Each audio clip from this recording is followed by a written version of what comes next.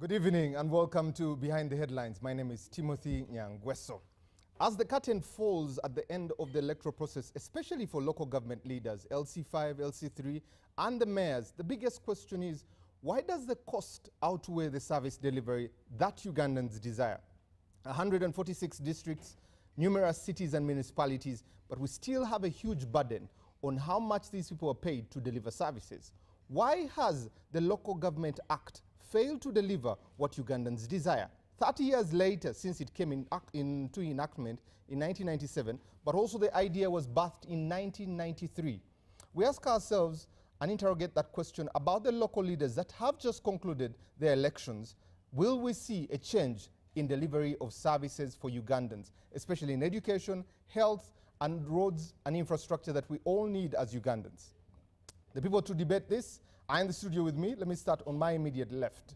Professor Sarah Sally, the first Deputy Vice Chancellor of Makerere University. She's with us this evening. Good evening, Professor, and it's good to have you back. Yes, good evening, Timothy. Good evening, our viewers. Happy New Year.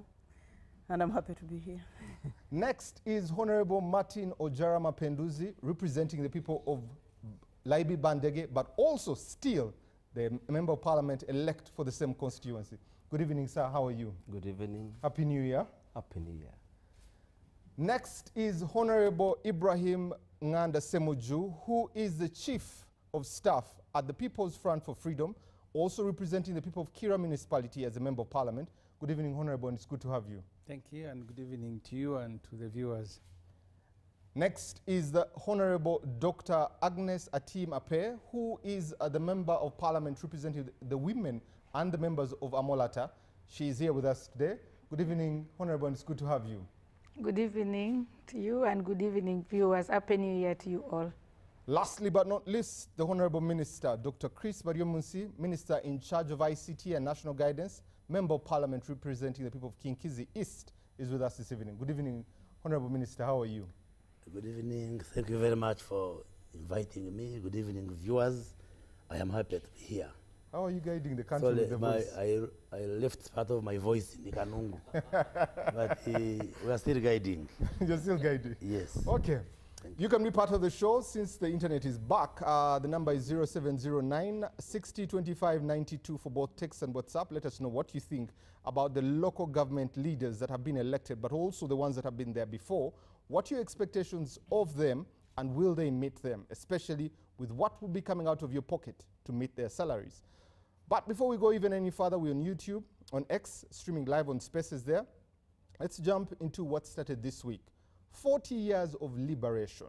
As we make quick comments about this, I will start with the Honorable Chris Baryomunsi. Honorable, 40 years of liberation, commemoration or celebration? What is it? Those are semantics. You can interchangeably use the words. Yes, the other day we marked or celebrated or commemorated 40 years of liberation. And basically we're referring to the history of this country. Fast forward from independence, when we moved away from colonial rule to self-rule, we had years of turmoil, despair, and collapse from 62 to 86, basically. Uganda did not make significant progress. Now, President Yoweri Museveni and NRM come in, and for the last 40 years, we've been under the leadership of NRM. Those who are not biased, who have objective lenses, clearly can appreciate that Uganda has made achievable and clear progress in the last 40 years compared to the other years post-independence. There is peace and stability. There is development which is visible to the naked eye, but even measurable technically. Democracy is flourishing. We are just in the middle of elections where Ugandans are able to freely elect leaders of their choice. There may be challenges here and there because we don't live in heaven, we are on earth. but clearly Uganda is making progress for the Okay. better.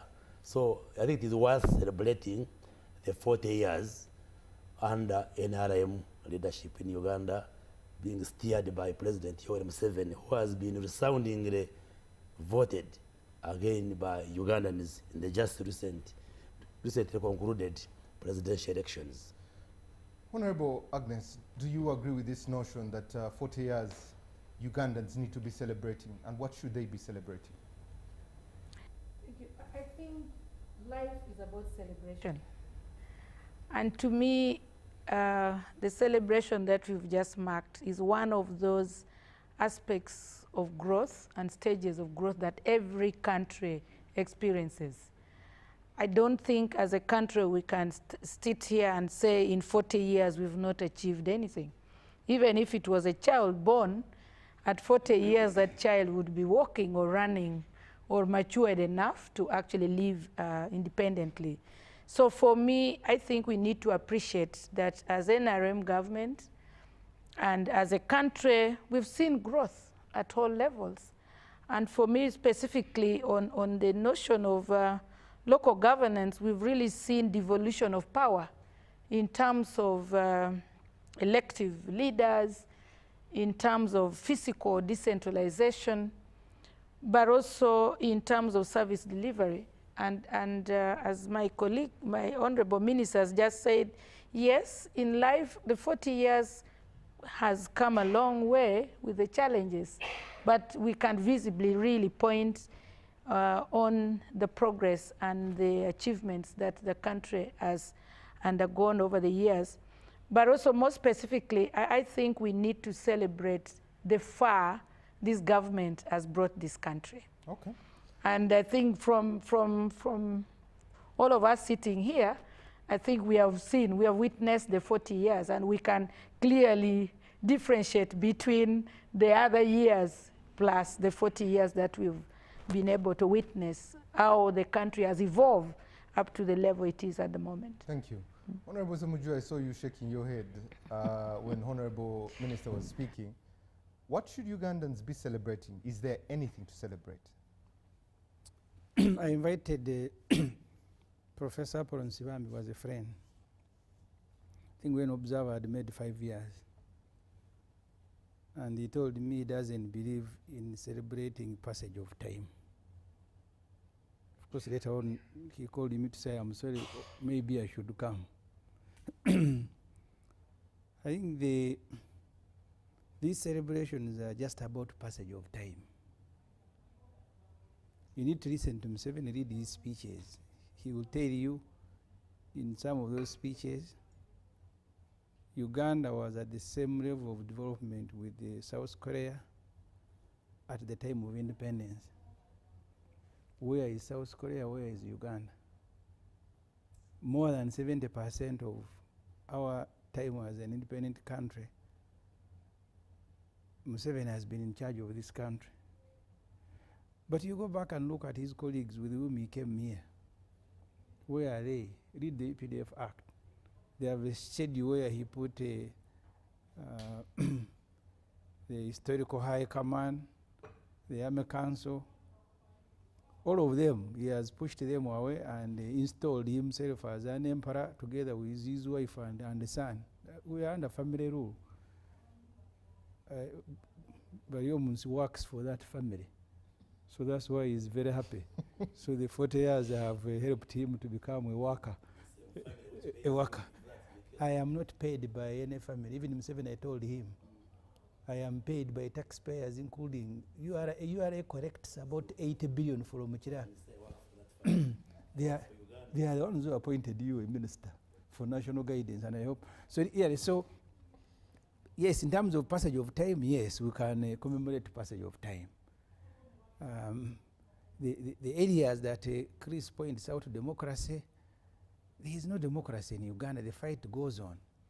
Everything that this, because ask yourself, why did Museveni go to fight, eventually capturing power and keeping that power for 40 years? What were the main reasons? Was it growth? Was it classrooms? Were they health centers? The main reason he goes to Luwero to fight is because the elections had been rigged. He continues doing the same thing. These NRM mafias. Today I have had an election in Ichira municipality. The NRM person came number 3. He has been announced the winner. And he's not the only one. So Museveni, who went with his group to fight because the elections were rigged, he rigs the elections, the serial rigger, if that word exists. But he knows how to, he may not do it the way Obote did it.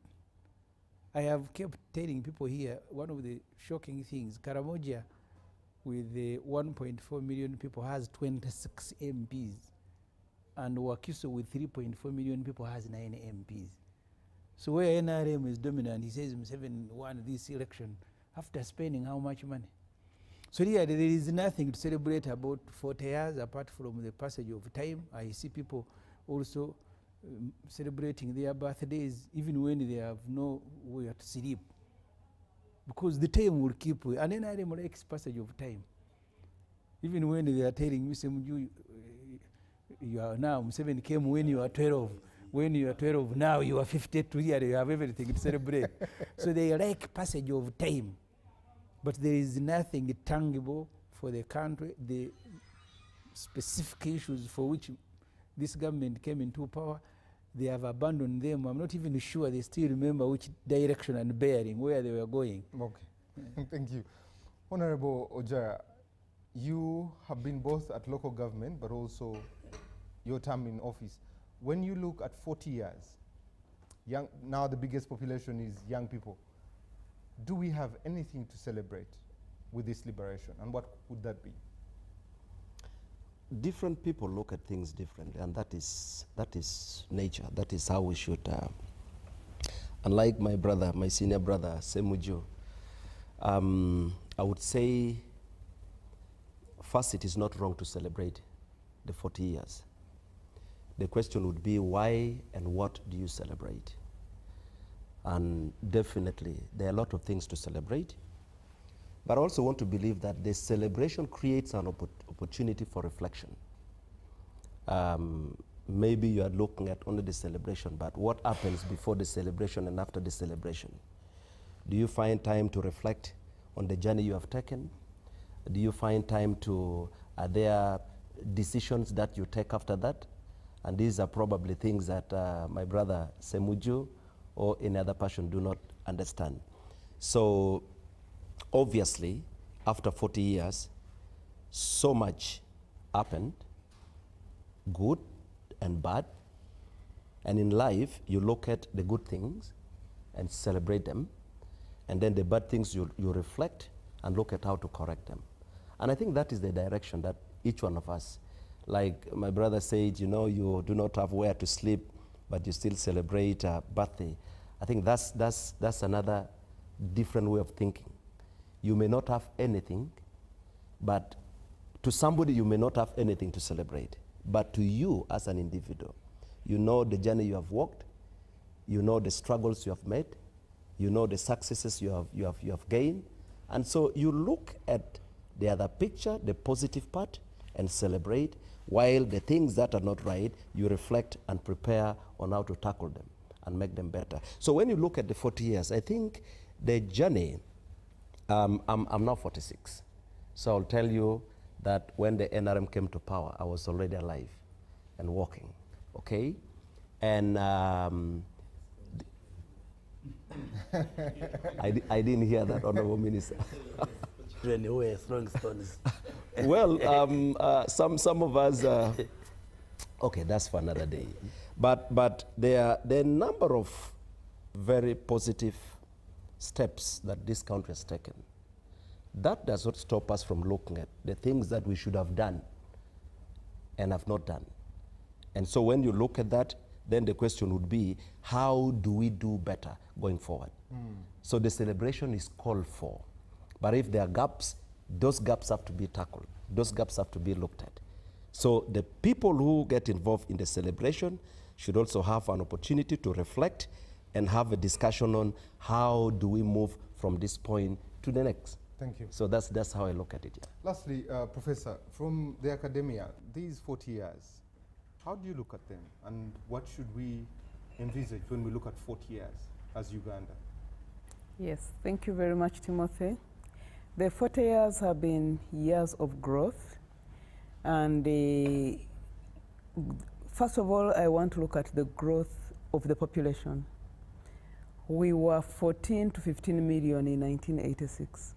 We are now 45 to 46 million according to the 2024 population census. So that comes with positives in terms of markets and innovation and creativity, but it also comes with challenges in terms of people wanting and aspiring better. For starters, why has the population increased? Of course, we're a young population and we are continuing to increase. We are not about to reduce. And of course, some of these have been gains in population, not gains in populations in health, in terms of immunization, in terms of vaccination, in terms of provision, expansion of healthcare services. So, of course, people then are also living longer. By then, people are talking about a life expectancy. So we used to sing in class 49 years for men and 52 years for women as life expectancy. That has been pushed a little bit further. So that has been one. Then the 40 years, because there have been largely years of stability, apart from the few incidences we normally have around election time, there have been years of stability in that we have not had real full-scale wars, except when we had for the first 20 years in the north. And so that alone has created growth. You have an increasing population with people trying to innovate, and also that creates growth, economic growth, as people try to meet the needs.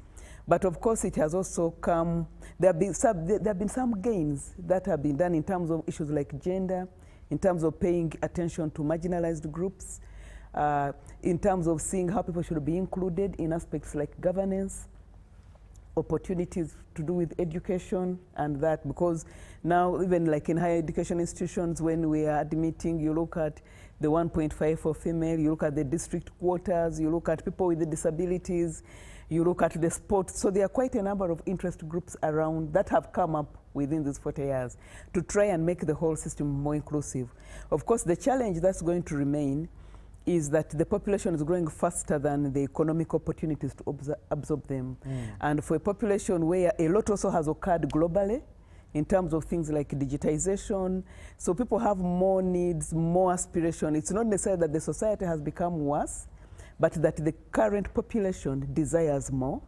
And because it desires more, then it looks like nothing much is changing. I mean, younger people today, something like a laptop, something like a mobile phone, they are now entitlements. They are seen as basics. In 1986, they were really not basics. So when we are analyzing the 40 years of growth, we need to look at what exactly is changing. How many parameters are changing within this moving mass? So you're dealing with a moving target. And within that moving targets are also moving parts. The population is shifting. The health and diseases are shifting. We never had COVID, we never had this, but also we have other things. There are those we have managed to control. Like now I know the medics no longer talk about yellow fever, although we still continue getting immunizations for it. But Guinea worms. So there are things we are not talking about today. But also there are new things that have been brought about by COVID and other things. There are also moving parts of employment and employment opportunities. There are moving parts of trade. There are moving parts of agriculture. There are moving parts of food security. So as we make this analysis, let us be able to analyze the whole, but also the constituent parts of the whole. Thank you very much. Let's get into our gist of conversation today, the decentralization, especially the local government leaders that you have elected in the last few days. The structure in our country is we have one capital city, 10 cities, 42 municipalities, and 357 town councils, 146 districts there. All those have structures of leadership, both elected and technocrats. It has been proved that our population has grown from 1.7 in 1991, especially in the urban areas, to 7.4 in 2016. 21 million in urban areas is what is anticipated for in 2040. Elective positions in 2011 were 948,000. 2016, there were 1.2 million. 2021, there were 1.6. 2026, it's projected it is going north of 2.5 million elective positions there. But what does that mean for you and I who desire services? Some of the challenges that have been seen are marginalization of some regions, unequal development, ethical and political exclusion, and also weak service delivery. Honorable Minister, it's only befitting I come to you. Where did we lose decentralization? Have we lost it, first of all? Okay, first of all, the policy of decentralization is good, or was good. And like you correctly said, this was promulgated early 90s, around 1993. So it's a policy which is now over 30 years. And in the policy formulation, is what we call policy evaporation. So after some time, there may be a process of evaporation of a policy. So in my view, there may be need to have a comprehensive review of the whole decentralization policy so that we document the lessons over the years and see areas where we need to improve and then strengthen decentralization. But to a large extent, it has worked because you recall when we still ran a decentralized arrangement, everything was done and managed from the center.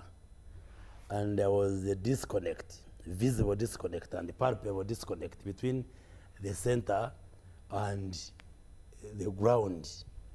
I remember when I qualified as a medical doctor, I was posted to Bundibujo Hospital. And when I went, I actually refused to report and came and changed and worked elsewhere where I wanted. But I could see the center was disconnected. So when decentralization was introduced, there was empowerment of the local communities whereby we put the governance structures at the level of a district, at the level, initially there were counties, but counties were abolished, then the sub-counties, then the LOCs. So the population is participating in the governance of their own affairs instead of being directed from the center. I remember that time the head of medical services in the district was called a DMO. And people were saying a DMO is a daily missing officer because they would be appointed by Kampala, they report in the district X and they come back. There is no supervision at the district level. But now with the decentralization, you have a political leadership at the district, full with the chairperson, with the council. You have a CAO who administers the technical services. So when you have a head of department for health, for production, for engineering and works, they are supervised. And while there may be challenges, but decentralization has by and large improved the way we deliver services to our people compared to when we're running the system in a centralized way. This has also increased the participation of the citizens in the management of their affairs at various levels, down to the local council one, because there are now many layers of leadership, district, sub-county, parish, and so forth and so forth. So there are positive aspects, and then they are able to supervise service delivery. A district like Kanungu, which was created out of Rukunjiri in 2001. If you have been to Kanungu, we are a hard-to-reach community where you come from Kanungu, you go in a gorge and cross some escarpments. Now, when we made a district, and then we got our own leaders, and we are managing our own affairs, there has been rapid transformation in Kanungu compared to when, for instance, we were just a county under Rukunjiri, because even Rukunjiri was marginalizing us as Chinchizi. So, like this debate of creating districts, we have now put a moratorium as government on the creation of new administrative units. But in many areas, it is justified. A place like Kanungu. Honorable Semojo is saying Karamoja has many MPs, these overrepresented, but we must look at the terrain, the geography, and the space in Karamoja. If you are talking of representation, you can't compare it with Wakiso, Wakiso has TVs, has newspapers, has access to media and so forth. So even one MP can represent many people. Whereas in Karamoja, there are peculiar circumstances where there are these small nationalities that may need a voice in the parliament. So we have to look at the country because it's not homogeneous and address all those concerns. So in my view, decentralization has been a positive policy which should be continued. But probably we need to have a review because 30 years, we now have enough lessons to document so that we put on record the positive aspects that have worked. We also take note of the challenging areas, and then we modify and move forward. Like recently, Honorable Minister, yes. you mentioned Kinkizi coming from Rukunjiri. What informed that decision? Because you've given the terrain, hard to reach, escarpments. Is that enough to warrant to have a district? Yes, when you look at the geography of North Kigezi, the Rukunjiri, one, the geography itself, Kanungu, you may not appreciate how it is. The terrain, you know, you have this Rujumbura, Mpororo, Rukunjiri, which has Bahororo and Banyankole. Then across you have a big river. Then across you go to the land of the Wachiga, Chinchizi, which is geographically disadvantaged, the mountains and the hills and so forth. So even within the council of Rukunjiri, you would find our councillors who represent us, they would be marginalized for various, they say, oh, those are the people who cross the river, and then would not get services. You find maybe the chairperson of the district can't come from Chinchizi because we are numerically disadvantaged. Then you find there are more councillors from this side. So even service provision, delivery of services, there would be disadvantage, plus ethnic undertones and so forth. So there was justification when we asked the president and the government, okay, let these people, in any case, they have a big population to constitute a district. So the point I was making is that in many cases, there is a strong justification to create an administrative unit to bring services, but also address some of the local peculiarities of the areas. So in summary, what I'm saying, the policy of decentralization, in my view, is good and has been positive, and it has worked, and it has improved the way we deliver services to the Ugandans. Okay. However, 30 years down the road, we can do a comprehensive review and then address some of the challenges. Like one of the challenges which we had started discussed in the cabinet was even the pay for the leaders, especially political leaders. And I can say, for instance, we are not taking a decision to enhance the pay for the LC5 chairperson, LC3, those political supervisors, so that we further empower them to do political supervision. Because we are sending lots of resources to the districts. We are employing graduates, cows, Gomborora chiefs. So we needed also to empower the political leadership to do the oversight. So we are going to enhance the pay for the political leaders, including the RDCs, so that we strengthen the monitoring capacity for these resources which we send into the districts. And so I would vote for continuation of decentralization, but with a review so that we tighten the loose ends as we implement. And before I get to Honorable Agnes, who appoints the district health officer? Who appoints the DE or the district education officer? It's the District Service Commission. The District Service Commission appoints, but the law provides that the center can provide technical support. Say if you are recruiting the doctor, the Health Service Commission can send an expert from the center to support the district.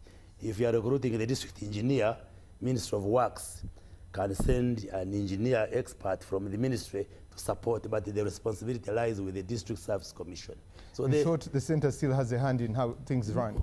Of course, it's not detached. There is an umbilical cord that links the center with the local governments, but there is some relative independence in terms of decision making at the local government level. At some point, the handshake is going to the elbow. Let me come to the Honorable Agnes. When you look at the NRM, 40 years in power, 3/4 of that, 30 years, have been running a decentralized government. Is this still a valid move or idea to bring services closer to the community or to the people down there, the last mile? Thank you. I think the decentralization policy, as a policy, it's a very good thing for the country. And if you look at the Local Government Act, it clearly stipulates the specific mandates of central and local government. Before I joined Parliament, I was a chair of the Local Government Finance Commission. And my role was basically to look at the fiscal part of the decentralization. You know, when we talk about decentralization in this country, we run very fast to talk about political decentralization, creating districts, electing leaders.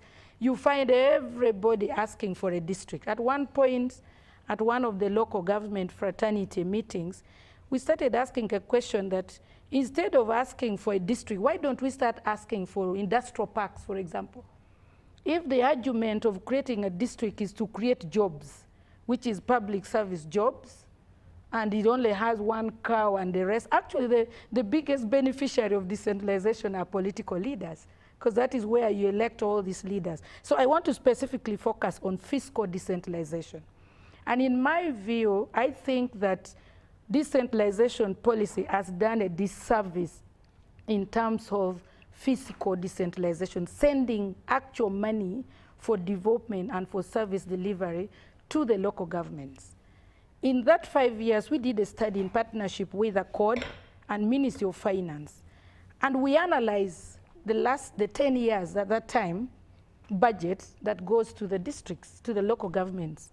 And we got to know that close to 80% of that money is basically for salaries for teachers, for health workers. And my chairman here, I call him chairman, Honorable Mapenduzi will agree with me, that when that money reaches the district, the money that remains for that local government to actually do actual development work is not more than 15%. And then comes to now, even that development work that you're supposed to do is basically dominated by the central government. And at one point, we made an argument that why would, for example, Ministry of Water go to a Molatar district to monitor a borehole that was done at the district level? When you have the whole chairman, you have the chairman LC3, there are councillors there, you have structures like youth council, women council, all these leadership positions. So for me, in terms of fiscal decentralization, save for the NRM government introducing PDM. PDM is only that program that is specifically looking at how to enhance the financial capacity of the local person to be able to economically, do the work that can generate revenue to run that local government. So in my view is that actually at one point, most of these services, if we get into it a little bit more deeper into the research that has been done, most of the things are actually being re-centralized. For example, the recent rationalization that was being carried along, I think the idea was to ensure that if we are going to construct a road, let it be one ministry that is going to construct, who is going to plan, because the Local Government Act requires that central government's role is basically to oversee, to do the bigger picture planning and to monitor and to supervise. But you realize that most of these projects are actually implemented by the central government. And so I think that for decentralization to work and for service delivery to make meaning at the local government level, I think we just need to make sure that we execute or implement the Local Government Act. It's very plain there. But you see that there's a lot of crisscrossing going along. You will go to a local government and find a project there, but the local government themselves have no idea what that project is about, because central government comes, does it, and goes away. And so I think there's a disconnect. It's a very well-intentioned policy and law, but the implementation is way different from what's supposed to be. And it's this really practical kind of experience sitting there for 5 years and watching how money goes, remains here, and then comes from here, goes to the local government, and it's really a whole kind of... And I'm glad you mentioned money, and you mentioned you being chairman of the finance committee at the district. In that local government act, the district, that committee is supposed to be informing the budget. Yeah. How far does that go? Is it really happening, or it is just a facade? In the 5 years I was there, we did all that the law requires us to do. We analyzed all the budgets, wrote the notes that we expected to do to the president and to Ministry of Finance to advise how equitably these budgets can actually go, can be shared among the local governments, but also advise. At one point we did a study to show how much money is remaining at the center, money which is meant to go to the local government and do the work that local government is supposed to do. By the way, local governments are the foot soldiers. They are the direct implementers of the program. But if you go through our national budget, you're going to see a lot of projects domiciled in Ministry of Agriculture. Why would it be, for example, in agriculture, to buying, for example, vaccines and all that? I thought every district should be profiled to know that ABCD vaccines are supposed to be in a particular district. So we did that study. We advised Ministry of Finance that if we are to mean a real evolution of power and of finances based on our decentralization policy, then what is this money doing in these ministries? Can it be then transferred to directly the Ministry of, to local governments who are direct implementers of the program?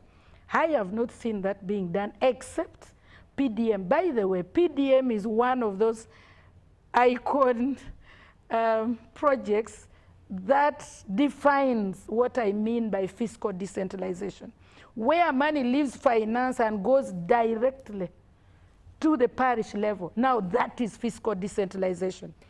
But in other projects, money will come, for example, it would come, stay maybe in Ministry of Finance or Ministry of Works, and then it has to go back to, to the districts, from the ministry to the districts, then now the district, it's a whole, and we had that, I think, I remember in the budget committee, we were asking before Uganda, is it road fund, was rationalized. Money for district roads would come from finance to Uganda Road Fund, then from Uganda Road Fund to the district.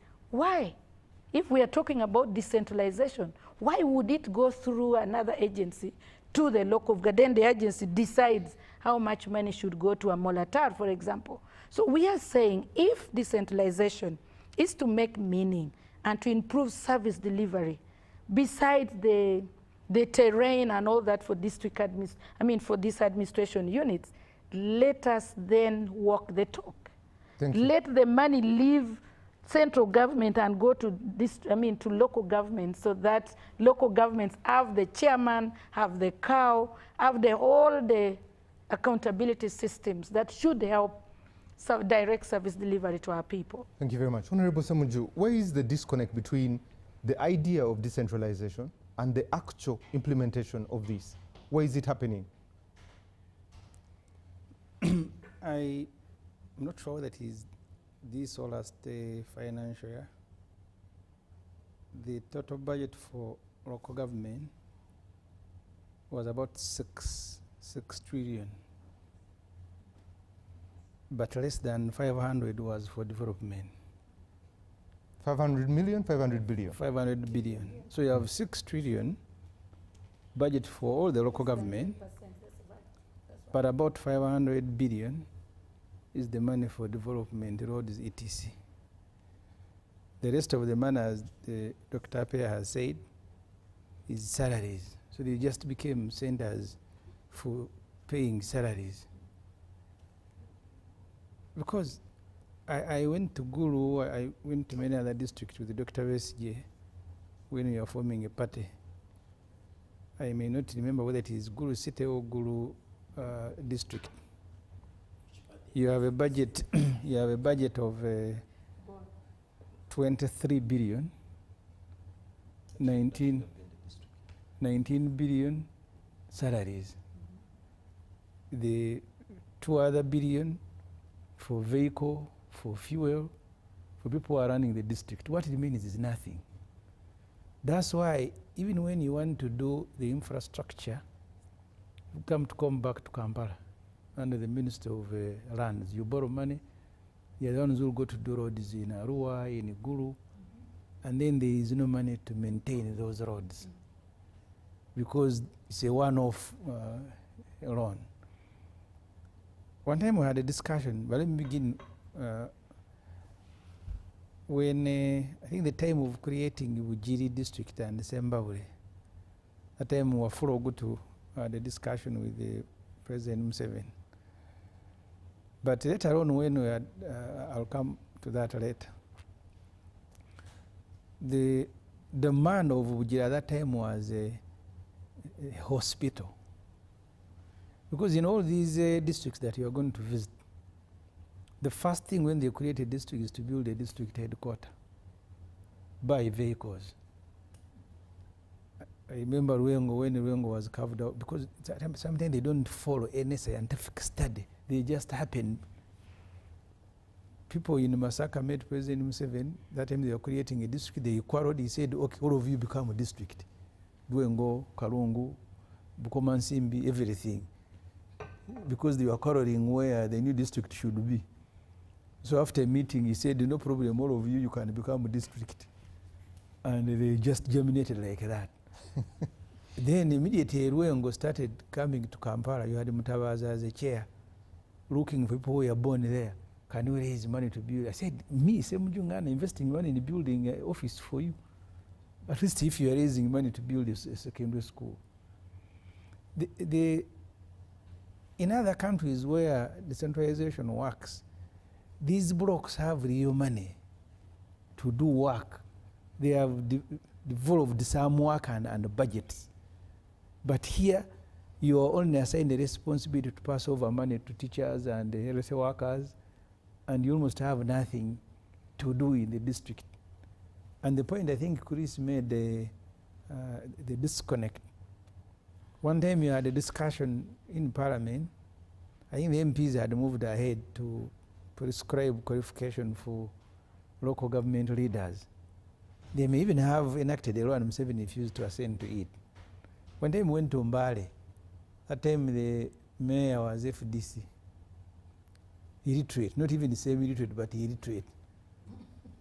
And he was implementing projects. I was on the committee. An illiterate person is supervising graduates because Chris says they should add them money for more political supervision. There is no supervision they can do. These are illiterate, some of them illiterate, as the word itself means. And they receive 5 billion for a municipality or for something. They have no, so what the technical people do is to buy them some fuel and make them happy, and then they do things the way they like. Because you can't have graduates even at a sub-county, and you have the supervisors with no qualification. If someone attends so many burials and is very popular, he becomes chairman of a sub-county whose duty is to supervise graduates. He doesn't know even, I've been conducting a campaign in my constituency. They elected the chairperson for a division. He was cheated by NRM. He went to the Tare Center. But when he was being cheated, they asked him, are you okay? He said, everything is okay. Then he left. I said, so you elected a person who can't write his name to be the division chairperson. So decentralization, from the very beginning, what were you decentralizing? I went to Komansimbi, I think when we were starting. They were collecting less than 100 million. Less than 100 million. That was the total collection from the district as a revenue. The rest of the money was supposed to come from Kampala. Because you must, as a district, you must also be enterprising. So there must be something that you are doing for yourselves. But they were just sitting in the office waiting for money to come here. That's why Chris now says we need to add them money to do political supervision, then add RDCs. Today we have 700 RDCs, 700. Do you need more head teachers? Do you need more health workers or RD? 700. Each district now has RDC, deputy RDC, an assistant RDC, an assistant. So they are all over. Because every NRM person, the other day I saw an MP who had failed elections, and he said he wants to be appointed RDC. So they are all over corridors looking for those jobs. So I think, I'm not sure, but I have a feeling the president came here when I had eventually became 39. They must have been less than 39 when he came here, the districts. Then 39, then 146. These days he doesn't even have money to, because we have Entebbe City, we have Wakiso, we have others. There isn't even money for them to start. Because the amount of money that you require to pay political leaders, buy them vehicles. If you look at the Uganda's budget, the other day I was telling someone, even made a presentation in Parliament, you have the 400,000 public civil servants, 400,000. You pay them about 8.5 trillion. And then you have another 4 trillion to buy them vehicles, attend workshop, fuel, what. When you, because this year we've started processing a budget, 40% of the budget is going to be paying debt. So what remains is shared by the 400,000 with their vehicles. And so there is absolutely nothing. So what exists in a district is a vehicle for the district chairman and a cow, and assistant cow, and another DC and DPC. One time we went to a district after Katakwi. Is it Napak? The one after Katakwi. It was being constructed in almost a forest, far away from people. And I said, you guys, did they demand for it that it is constructed far away? I said, so who are you going to be serving? But because it is their district, the ones who asked for it, it doesn't matter whether it is nearer, because the slogan was, NRM like sloganeering, taking services nearer to the people. So which services are you taking? Let every MP or district chairperson tells you if they have money to maintain roads. I think the first cabinet retreat these volumes had in the last parliament, this parliament, the statistics they were sharing in that cabinet retreat, access community road, the ones that are in good condition, 13%, 11%. So do you need to decentralize? In fact, for me, I don't want to appear like I am speaking against a policy which is popular among my colleagues who are benefiting. Even the standards have gone down, because the smaller money they throw at each local government. Look at this construction of classrooms. If you compare, I went to Masaka Secondary School. The classrooms constructed using the IDA facility are the same quality, same quantity of all the building materials from Masaka to Nabisunsa to Gayaza. So that's why those classrooms have stayed forever. These ones under M7, they begin falling after commissioning because the money is eaten by these political supervisors and their technical people. So the classrooms will collapse after commissioning. The ones constructed in each and every district. I remember one time I had a debate with M7 and I was telling him, look at the Obote 40 hospitals and compare them with yours. He was very happy with the numbers that, okay, these are 40 for us, we have put everywhere. One time he said, no, even corruption is okay because now we have decentralized the money. It is democratic opposition and NRM, they are all stealing money. And he said it is okay. So these were, I cannot blame the policy itself because I've gone to other countries where local administrative units are doing some work and they have some power and they have money. In Uganda, the decentralization was for creation. You are the one reading the statistics of how many elective positions that we have. So these districts, others were being created in parliament. You have municipalities. I think the one of Ntungamo was added by Honorable Kataha when it was, so they brought a list. I remember Kadaga adding Kamuli, and Bujiri said, where are municipalities for Busoga? You also add. No study, nothing. So they bring a list and it begins growing. It starts with 5. when they were creating municipalities, Museveni had said in Kampala and Wakiso, especially Wakiso, you have rural and bit urban. So these rural ones make them separate constituencies, create municipalities. They started growing. They started, I think, about 6. They ended up being about 20, 40. And the appetite was there for everybody to add. So things in Uganda, even what ordinarily should be something good, it is spoiled by politics, it is spoiled by populism, because we ought to have piloted this decentralization, started in a fewer units and then empower them and they do some work. But also what Professor Nsibambi called presidentialism. Even a classroom in Iguru, Museveni has to donate it, and then he commissions it, all the MPs are there. One time, sometime there was time they went to commission a small block of classrooms. But the amount of money they spent on their vehicles, the ministers and everybody, they spend more money going to commission than the money they had spent on the construction itself. Because these things are political, they just enjoy.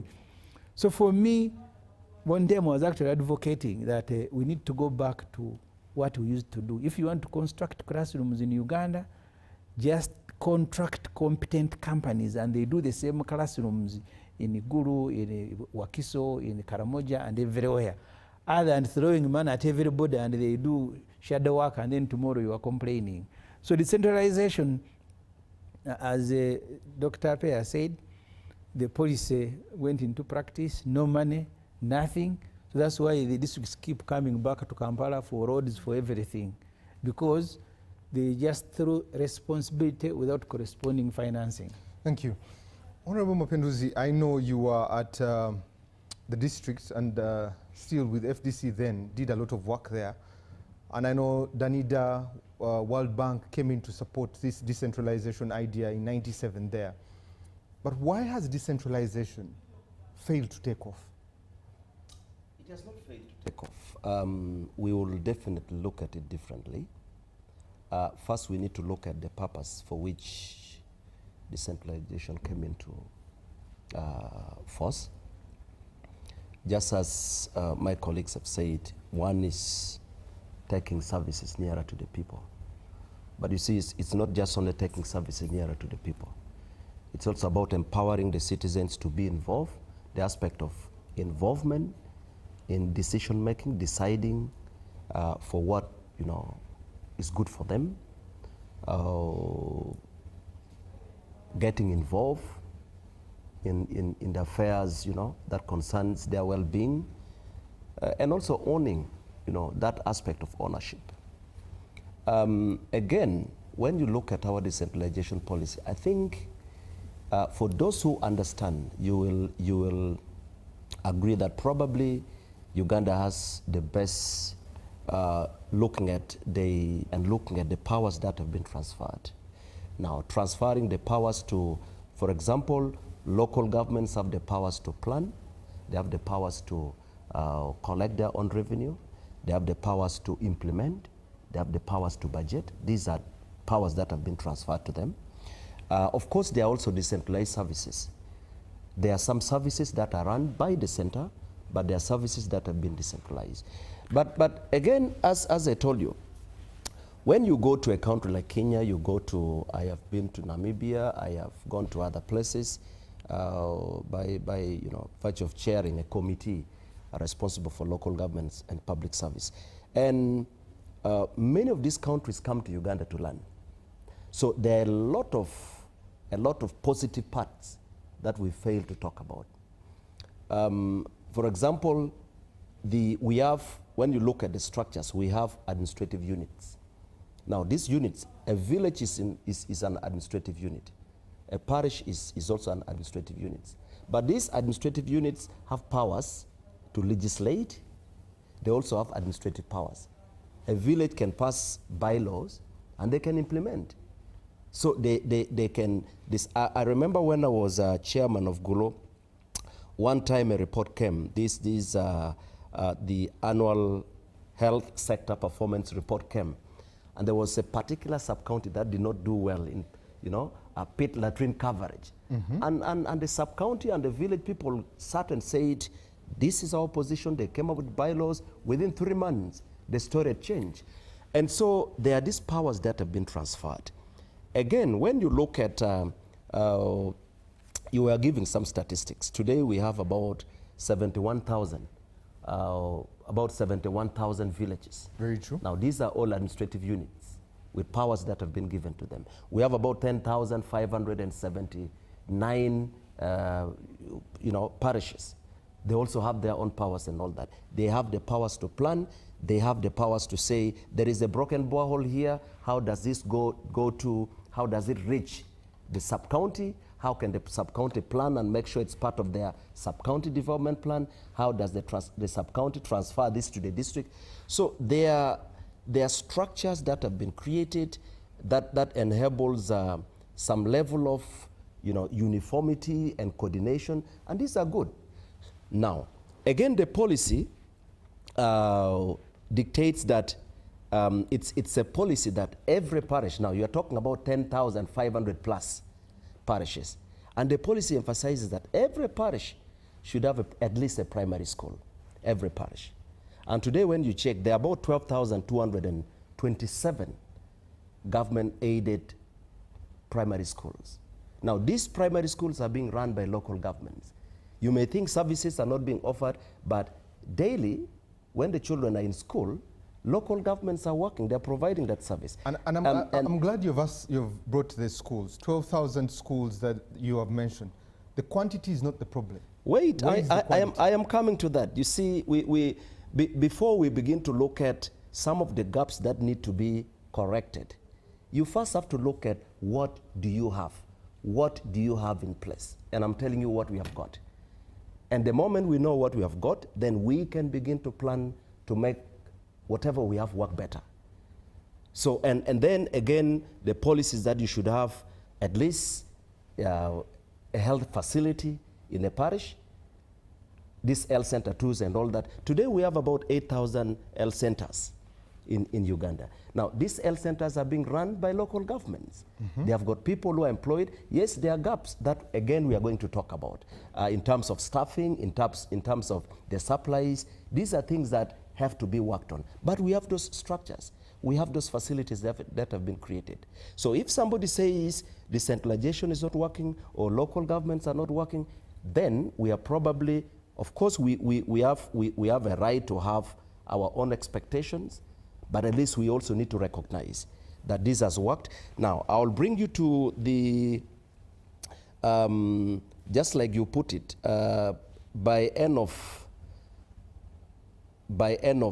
February, we will have elected about 5,570 something councillors. These are district councillors and city councillors. And then we have lower local government structures, sub-counties and town council, about 40,000 plus. Now, the beauty with having all these structures and these leaders elected, leave alone the number, because you get scared when you hear the number. But what if all these leaders are working effectively? What if they are performing their roles? What if they're empowered to do the things they're supposed to do? They would make a big contribution.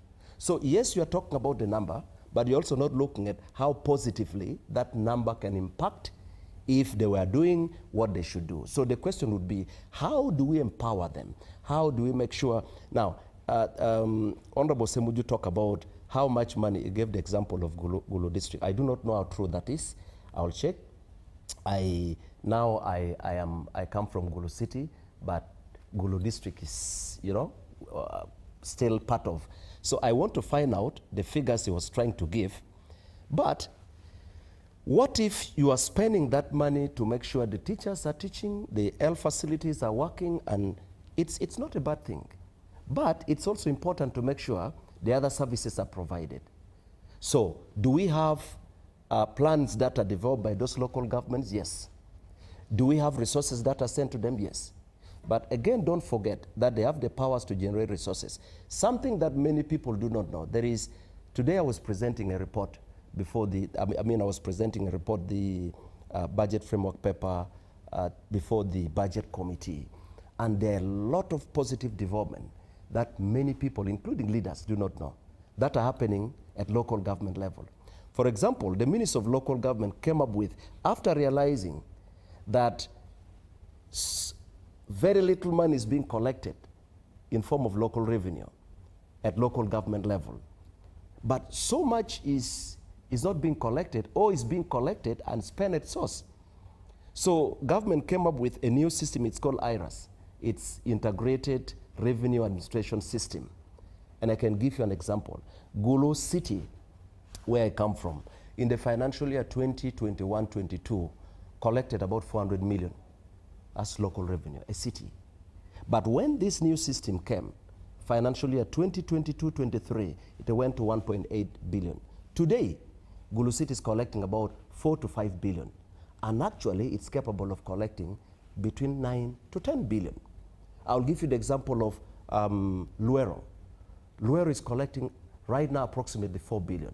Nansana is collecting about 9 billion. Mbarara is collecting almost 7 billion. The question is, how do we make sure these local governments that have been given the powers to plan, to budget, to implement, to collect, how do we empower them? How do we make sure they have whatever it takes to effectively perform the mandates we have given them? You that's mentioned the very money important. these different districts collect. How much of it comes back to it? Well, Because it goes back to the center. no. Then it has come back to you. No. Let me tell you this. And that's what we are also dealing with. And today we again emphasize to the Budget Committee. The Local Government Act empowers local government entities to, as I said, plan, budget, generate local revenue, and execute their plans or implement. But the Public Finance Management Act, which came into force in 2015, Parliament made this law in 2015, remove some of the powers. For example, local governments are now required to collect their local revenue, but send to the consolidated fund. But it's not spent by the center. The sending to the consolidation fund is actually, a consolidated fund is not necessarily for government to spend or decide how to spend, but it's the Minister of Finance decided that there should be some level of control, which we have protested. And as a committee, we have very strongly said this is paralyzing a lot of the activities, because you collect all these monies and then you have to feed in your plan, and the Minister of Finance will have to release the money back to you based on what the activities you have planned. Exactly, and that's why I was asking you, how much do they receive? But what you have quoted... It's not about how much they receive, it's about... The Local Government Finance Commission advises the center on the issues of the physical issues of the decentralization that was established in Article 145. Generally, you answer to the center. It literally makes decisions on how the district or the city should run. But you see, I think Timo said there, you need also to find out what proportion of budgets can a local government generate. Studies have been done and no local government raises even 3% of its budget. But, so a lot of it is being pulled and then being spent. About 3, 4, 5 years ago, before the IRAS came, many local governments were generating between 1 to 3% They generate very little. of the total budget. So you may find a local government having 35 billion as their overall budget, but what they're generating is 150 million or even 200 million. They can't survive without the remittance. All right. And how much of that is salaries? Well, salaries do not come from the local revenue. Salaries do not come No, from... we're talking about the 35 billion you're talking about. Then we're asking how much of it is on the recurrent expenditure of the district, city? It varies. It's a not percentage. Well, I do not want to say, because it varies. It varies. Depends on your human resource structure, depends on your wage bill and all that. So I do not want to, it's not uniform. It's not uniform. I do not want to get into that. But the point... Honorable, just a second. Let me bring in Doctor. Just to chip in on the issue of the Public Finance Management Act, stating that local government generates revenue, submits to the consolidated fund, and that money is then taken back to the local government.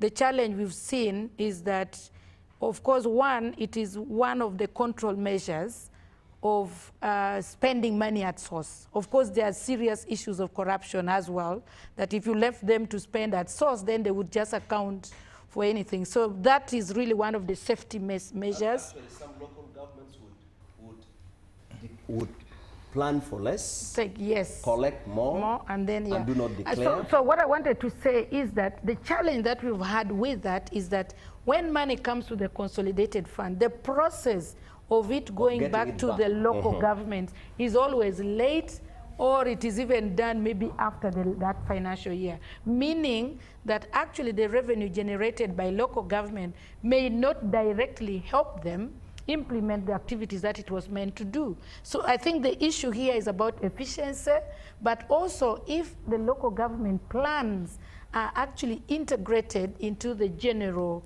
national development plan that is synchronized with the revenue that they generate. Okay. So I think you need to differentiate between the issue of revenue generated by local government, which my colleague Prof has said is too limited to facilitate the budget or to fund the budget of the local government. I think what we're talking about here is what is it that is meant for local governments that remains at the center. Okay. How do we ensure that all these projects that are sitting here are actually directly, sent to the local governments to implement them, other than withholding the money? Yes. Yeah? Yeah, no. Sorry, it's coming to you, Yes. Sister Prof. Yes. Just to conclude, there are definitely gaps that have been created. One of them is that some of the powers that should have remained with local governments are being taken back to the center, and we have recommended against that.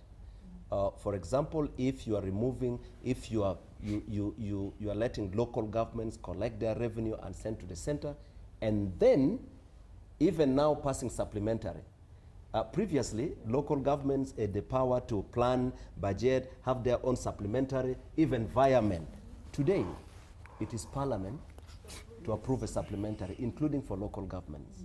And the process is so long that local governments end up receiving money late. So we said, no, we need to, if it's about control measures, we can come up with other more effective ways at local government level. Okay. But let them collect that money, keep it, spend it as planned for, and if there are gaps, it can still be. And finally, again, we have also suggested that there is need to review, having a general review of decentralization policy. Okay. And asking questions, how far we have gone, where we have gone wrong, where do we need to improve, and the question of the number, how many local governments, and that's a different thing.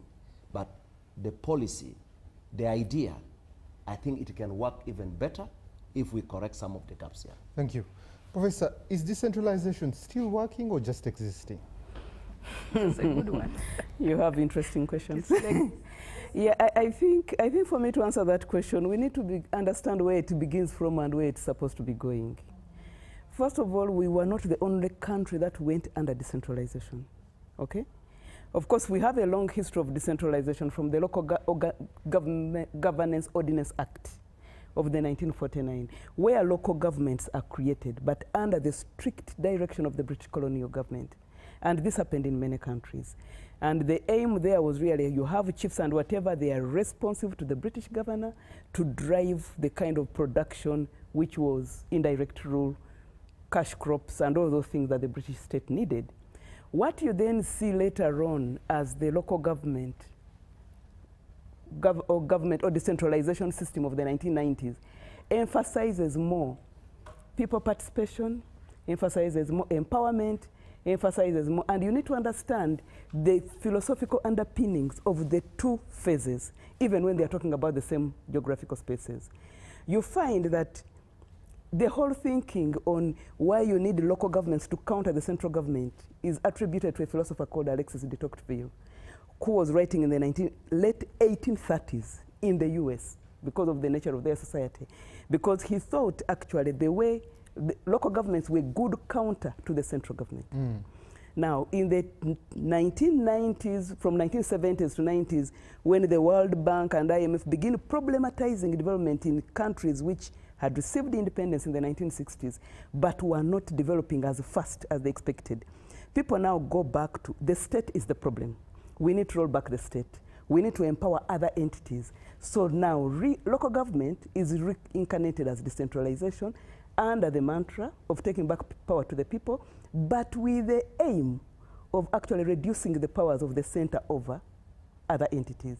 And that's why you find that all these countries go under, particularly the World Bank member countries, developing country group, they all go under decentralization, the same package, but it's implemented differently in the different countries. I happened to visit Botswana 2010 when they were doing this. And for them, you know, Botswana is a small population all around Habaroni, but they needed to do decentralization. So what did they do? Because they had the money and the diamonds, they were constructing villages and giving people incentives to go there and stay there. So they would construct a village with the services, because you see services have to, everyone has to implement the same template. And of course, even now when you read about Botswana, you read the same things, slow political interest in decentralization. They seem to have similar challenges. So your question is it working, isn't it working? I think we need to understand what it is and what it was meant to be. So even within that, on the purposes of empowering the people, it has done well. By the way, like at its peak in the 1990s here in Uganda, you would find that even districts like Rakai and particular districts of interest were even holding donor conferences where you would find development partners flying in, driving to Masakot Rakai to hold a donors conference and fly out. What was happening in the center was not their interest. What has just managed to keep these local governments under the center is their inability to raise the budget. And so that's why you find most of them, I don't know what the statistics are now, but when we studied around 2018 to 2020, none was raising even 3%. So we may be debating they have not been given fiscal independence, which was actually a key tenet of whatever. But if you gave them fiscal independence, they would die.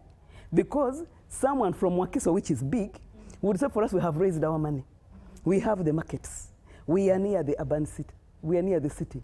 So if you come from a district like Amolata or Bulambuli, where your collection from the few cows that are passing by and trucks is not even 100 million, you cannot do that. So it was actually going to drive inequality.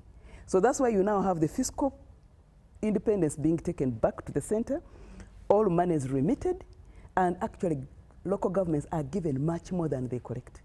So it may be salaries, because actually on their own they cannot even raise salaries. That is very important for us to note. So it goes back in some development projects, some salaries, but they are being given much more money from the center than they actually collect. So that's why you find in the policy, they say power has gone back to the people, they have the mandate to prioritize. We've given them a voice, but their prioritization has to be regulated at national level. And that's why you have these votes, and that's why if you have to do environments and whatever, it has to go through a process, because it's being managed at the center, because of the nature of our economy. But that having been said, like there's what Honorable Mapenduzi has said, the IRIS, which I'm not very conversant with, but now there's more tracking of what is happening. There's more push for districts to actually produce more. So that local government is not just about creating more jobs, but also enabling a local economy. And we hope with processes like PDM that will come up. So at least what has worked, it has increased local participation. That's why in the recent past, you'd find people in a village or in a district being unhappy with a particular officer. Sometimes it was well-founded, sometimes it was not well-founded, but they would be unhappy. They would say that road was not very well done, and they would actually discipline those officers, sometimes physically, with caning. So you have a bit of that. You have local ownership of projects. Even if the money is being financed from the center, you've had the more increased voice, whereby people say, for us in this area, we don't want this. Do this about charcoal, do this about trees, do this about land. So those kinds of things are working. Of course, the challenges still remain. There are capacity gaps. The people at the local governments want to do their work and do it very well. But do they have the capacity to do that? So at the district, you may find, okay, these people from the civil service are trying and the under means of local government. But if you go lower, people don't have really the capacity gaps to know what they need and what they should push for, including things like lobbying and attracting development financing. So of course there are also issues of unclear mandates. What should they be responsible for? Vis-a-vis what should the center be responsible for? But as for local government working, it is decentralization working, it is working. And I must say the history is longer than actually we know. But this one was introduced better to promote the 1990s model, to promote democratization, to promote participation, to try and stir development. Okay. So it is working. And you see, we also need to know that societies are not static. Societies change every day. What we can do ably and be fair to ourselves is to account for the change that is occurring than wondering whether things are working or not working. Thank you. Let me read some feedback that has come through. Good evening, Timothy. Thank you for the show. Honorable Atim is being very cagey, not saying the whole truth, which is decentralization was killed long time ago. Now what we have is re-centralized governance with window dressing delegation of roles. This is Patrick from Lira. Okay, thank you, Patrick. Someone goes on to say, thank you, Timothy, for the show. The holding of power at the center, ministers have completely reversed the good intentions of decentralization. The 12th Parliament needs to review decentralization model. Ministries are expected under decentralization system to have coordinators, not implement. To have the coordinators and not implementers. We have lost very good MPs because of community demands as a result of midget resources to enable local government to address issues there. Okay. Last one. In the opinion of decentralization, a model of governance is meant to transfer legislative, political, administrative, planning, and financial authority to making decisions and to manage public governance functions in trust for the well-being of human population. The essence of decentralization is deprived from the concept of the people, and it's enshrined in Article 1. There is poor law abidance in the country.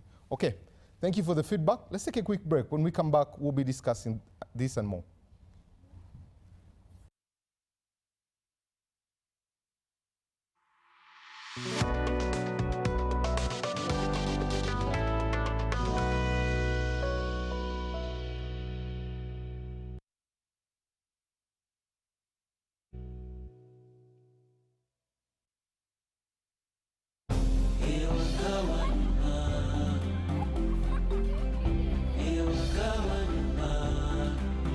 tukwaniriza waka eri ebisanyusa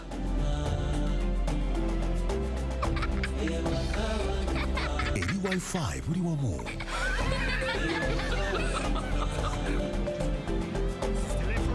eri sipiidi za intaneti ezawaggulu eri obukuumi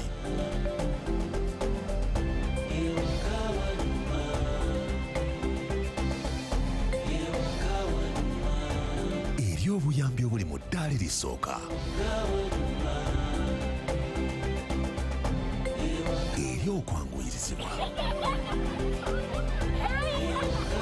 tukwaniriza waka eri MTN Wakanet intaneti ensukulumu eri buli maka kyalira www.mtn.co.ug kasale Wakanet tukwaniriza waka nga tuli wamu tewali kitulema.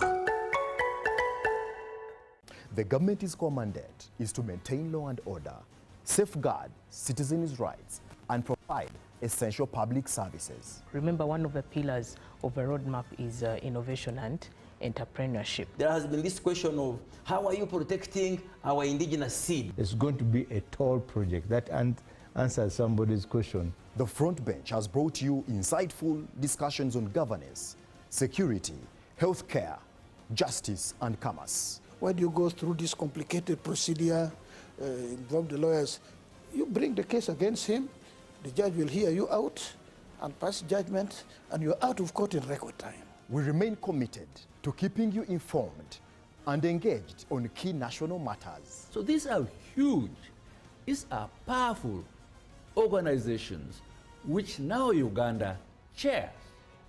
Why don't you come together? If we haven't migrated to the e-card because of various reasons, including that not all the people of Uganda have smartphones.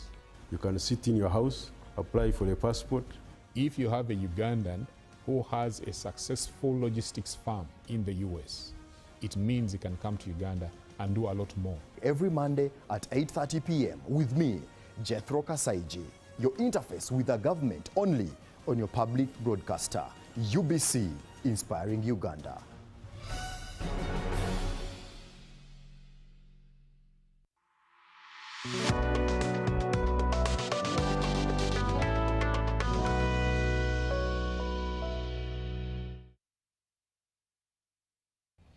Welcome back from that quick commercial break here on Behind the Headlines. My name is Timothy Nyangweso. In the studio, I'm joined by Professor Sarah Sali. I'm joined by Honorable Martin Mapenduzi, Honorable Ibrahim Semujunganda. I'm also joined by Honorable Dr. Atim Agnes Ape. And I'm also joined by the Honorable Dr. Chris Baryomunsi, and we are discussing everything decentralization, looking at the local government elections that are about to conclude. But a lot of your feedback coming through, discussing different things there. I'll just read two before we get into our discussion. Good evening, Timothy. Thank you for the show. I appreciate everything you're talking about, especially about local government. The thing that we have is high taxes and they're killing businesses around us. Okay? Thank you for your view there. Another one goes on and says, good evening. Thank you for the show. Honorable Samju there is talking about little peace. We need great heights of peace in comparison to what is happening now. Okay, interesting. Finally, I would like to congratulate the president on his victory, and I would like to have a handshake. Interesting messages coming through here. Let me come to the Honorable Minister. Honorable, you have had the different views that have been made, especially about decentralization, but the one that, especially even the president addressed, is corruption. Have we just localized corruption to just now go to the local levels? Because indictments, arrests, we've heard of cows, we've heard of RDCs, different technocrats that are being arrested over localization. Has decentralization just localized corruption? Well, thank you very much. Like we have debated, and like I said earlier on, to a large extent, decentralization has worked, but definitely there is a downside and the negative aspects. One of them is corruption, like we have said. True, local governments have also increasingly become centers of corruption. And some of us who are members of parliament who politically supervise our areas come face to face with it. Recently, a young person came to me and wanted me to give him 10 million shillings to go and bribe the District Service Commission so that he gets a job. Imagine someone to get the audacity to approach a minister that they have asked me for 10 million shillings in Kanungu to pay, and then they will give me a job. And that story is true across many of the districts.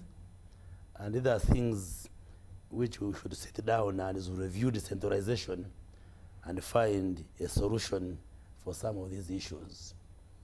For instance, there have been also suggestions that maybe at a zonal, regional level, we should have regional service commissioners. We lift them from districts and put them at a regional level to service districts and so forth. So, to answer your question, yes, we see corruption as one of the challenges which must be tackled. Like in this term, we enhanced the money for maintenance of roads in the districts by maintaining the original amount of the road fund going to the district and then supplementing it with an additional 1 billion per district. When H.E. the president traveled around the country, I moved with him when he was on the tour of wealth creation. And some of the issues we're picking were, among others, how that money is being used. You get a sense that this money is being shared in the district, this 1 billion. I can say, as a matter of fact, on TV, that in my own district, in this term, I have graded more roads than the district in Chinchizi East constituency. Maybe that's why I've even won elections. So, no, we need, but I'm saying I'm raising the challenges that we have. So you have become the district. But so I think as we review this decentralization, that's an area we must look at. Yes, true, I agree with my colleagues. One of the challenges that has faced decentralization is that we are not sending appropriate resources, commensurate resources to the local governments, the fiscal decentralization. But there are some loose ends we must tighten so that when we send the money, we are actually sure that is going to translate into meaningful services for the people. And I agree with the Honorable Semuju what was saying, the capacity of the supervisors.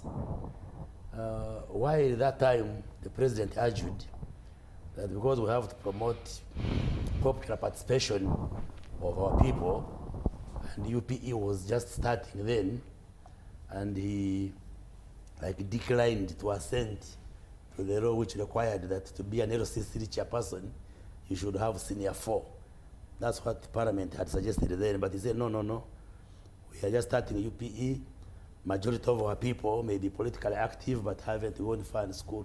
But maybe now, with the across 30 years of universal primary education and increased access, we may have to review. If you are chairperson of the district, the requirement is A level. But LC3, which is sub-county, you need to be a registered voter and a citizen of Uganda. But you are supervising a graduate who is managing the resources, and a lot of resources being sent there. So these have to be reviewed so that if you are a political supervisor at a division, at a sub-county, there is some minimum skill and competence you should have in order for you to have eyes on in terms of what is going on within your area of administration. So these are areas which we must look at. The other areas which I think need to be looked at as we review is that there has been a challenge among public servants that the framework we are using does not provide for transferability of public servants. For instance, if I am now a doctor and I am employed by Kanungu District Government, I cannot transfer my services to Rukunjiri or Kabale unless I resign and Kabale has advertised and I apply afresh. So there are some of those smaller things which we must look at. And also the functionality of the councils. Given that we don't attach academic qualification, I have tried to audit the work of some of the councils in my region, and even across the country.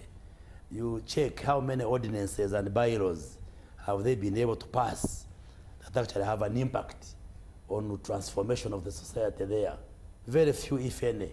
You will find isolated councils, maybe Arua passed something on hygiene, maybe somewhere, but you find the kind of debates that occur in the councils, at times just politics, just quarreling about resources, without engaging into meaningful debates that actually aim at transforming the people. So all these areas must be looked at. What should be the qualification of the councillors who sit at the council, the district level, for instance. So they are, and also how to build the capacity of the local governments to generate local revenue. I think there is a need for a debate, a discussion around revenue sharing. What empowerment, what capacity building should we do to ensure that a local government can be able to raise revenue and manage or use part of it for development? I come from a tourism area. We generate a lot of resources from Chigezi, which houses Bwindi tourism resource. But we still have questions. How are we benefiting from us housing Bwindi? Our roads are the poorest in the region. The other day, a tourist died in Kanungu because of a poor road to Bwindi. And other things have been raising So why wouldn't we use resources that are generated within our area to improve infrastructure? So there is a need for a debate around all these issues so that, yes, decentralization is good. We have lessons over the time, but there are also the other side which must be scrutinized so that we can improve.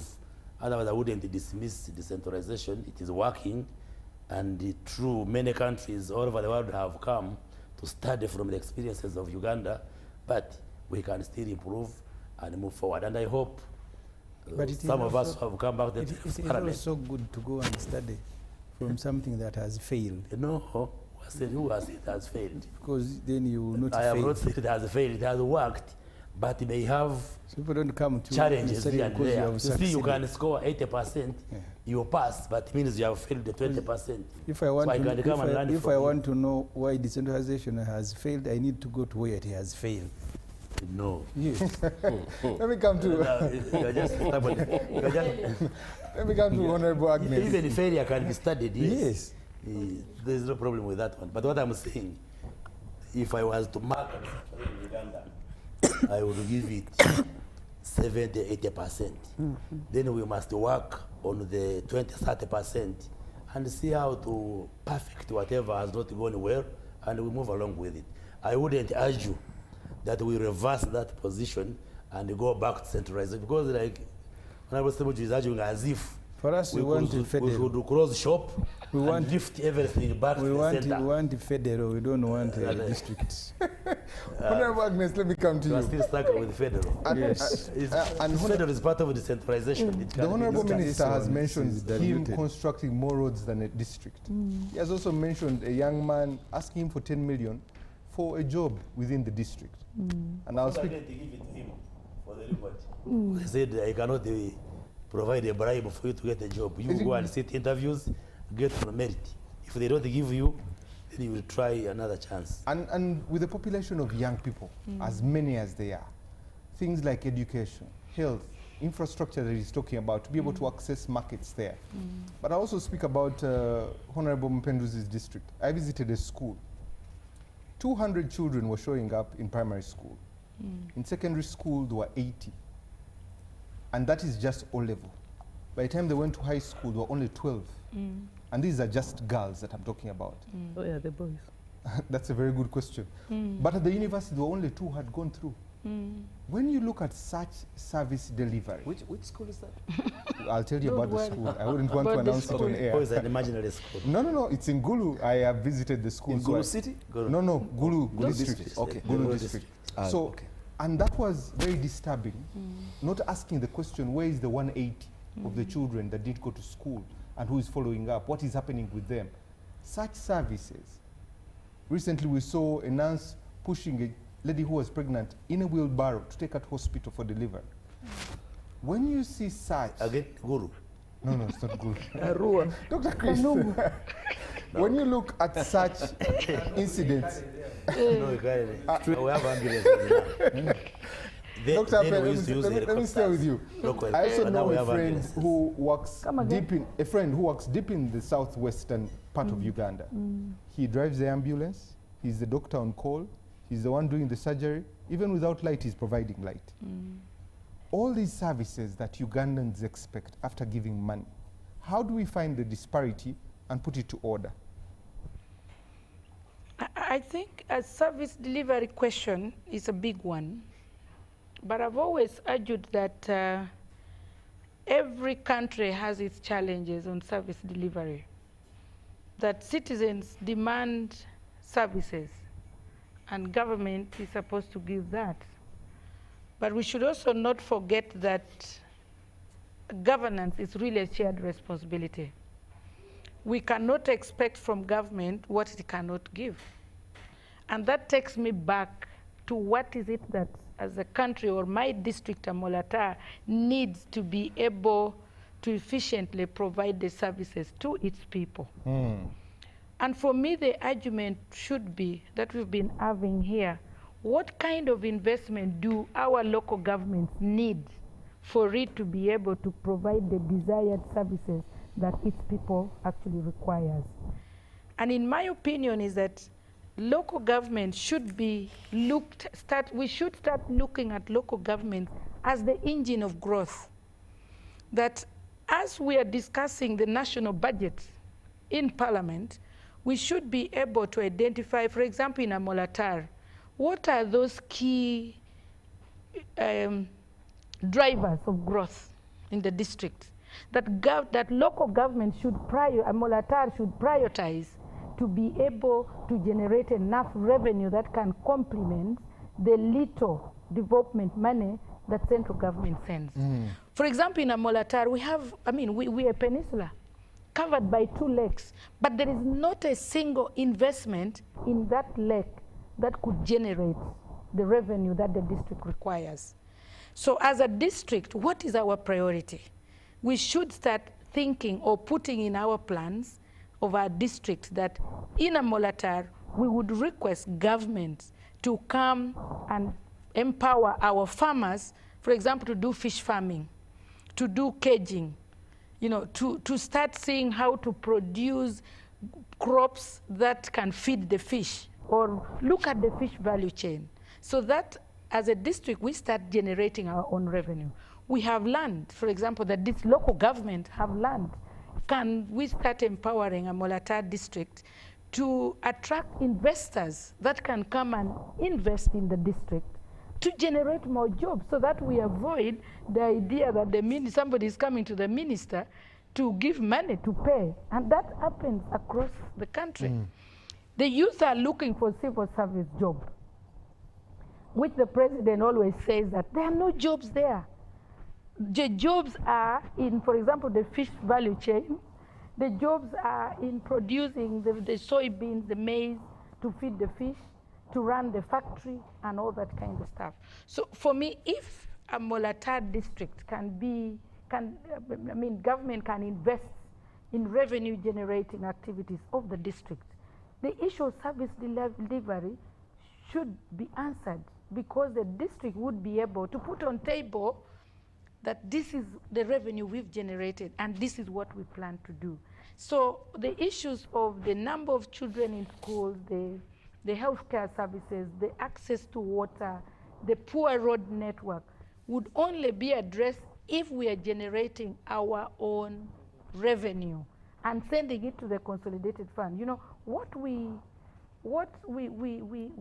forget is that there is so much demand for services vis-a-vis very little revenue that we generate as a country. Not just a Amolatar district, but as a whole country. How much money do we generate? I think in the last 5 years I've been in the budget committee, URA has never got the revenue that is projected. We project so much, but we generate so little. And even if we generate, we already have a lot of interest to pay on the debts that we've borrowed, okay? So the little money that we have, if you analyze that budget, is not even enough to buy, for example, the ambulances. We've been requesting that, can government buy for us ambulances in all the districts or constituencies, so that we avoid the idea of carrying the patients. But the government does not have the money to pay for the services that we require. So I think the discussion of decentralization should start moving towards investing in the local governments so that they can generate revenue, vis-a-vis asking for more districts to spend more money, which we cannot generate. I think my chair of local government will tell you that up to now we have over 300 plus town councils that were created 4 or 5 years ago that cannot be operationalized because government does not have money to operationalize them. We have cities. I don't know how many cities are now funded. I think I lost track that, yes, we call them cities, but they're the same municipalities we used to have, just the name being changed to cities, because we don't have the resources to make it work as a city. Thank you. So I think let's move the discussion into investment, no longer the administration and the participation and stuff.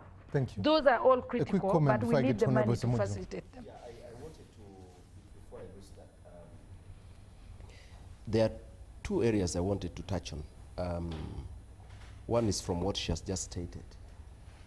I think many local governments have developed a culture where they think it's about sitting and waiting. Thank you. And so the expectation is that government has not done this, government has not provided this, government has not done this. But you see, and I want to believe that most local governments are probably using only about 30% of what they are capable of. Even less. Huh? Even About less. or even less. Yeah. Local government can do so much, but the culture that has been built, people want to expect that dependency syndrome that you think everything will. I'll give you our example. When I was chairman of GULO, when I became chairman in 2011, GULO district was generating about 250 million. It took us 2 years to move to close to $1 billion. By the time I left, the district was collecting over $1 billion. And many local governments think it's about collecting market deals, it's about collecting money from forest products, and that is it. But it's much more. For example, local governments can go into partnership, public-private partnership. We did a lot of partnership with different groups, including investors who came, creating environment that attracts so many people, and the people who come to invest end up giving money. So the government needs to look at how to help empower so that local governments begin to not just only sit and wait, but begin to realize how much they can do, and they can generate a lot of, by the way, even the little money being generated right now, about 80% to 90% goes to facilitating, all right? Because the Local Government Act provides that 20% of your local revenue, generated local revenue, should go into facilitating council and the bodies under council. But what is 20% of, let's say, 100 million? And that is why many local governments are not able to have the mandatory number of sittings. Some of them sit twice when they're actually expected to sit more than that, about 6 times in a financial year. So one very important thing that the Minister of Local Government needs to do is to help empower so that local governments don't just sit to expect, because like what Honorable Dr. Agnes is saying, the local government of Amolata alone can create an environment that attracts people to come and invest, and so much money can come. So that's one way. But the other thing, the second thing I wanted to touch on is Honorable Minister Dr. Chris talked about the corruption in the districts during recruitment processes and all that. And we did a study as a committee, and I presented a report. And I can tell you, so much the citizens have lost interest. They have lost trust. They think it's about buying. When you tell people that, you know, District A is recruiting, they'll say, but, well, these jobs already belong to somebody. And, all right? And then there is also a problem in the districts where some positions are never declared. They are ring-fenced.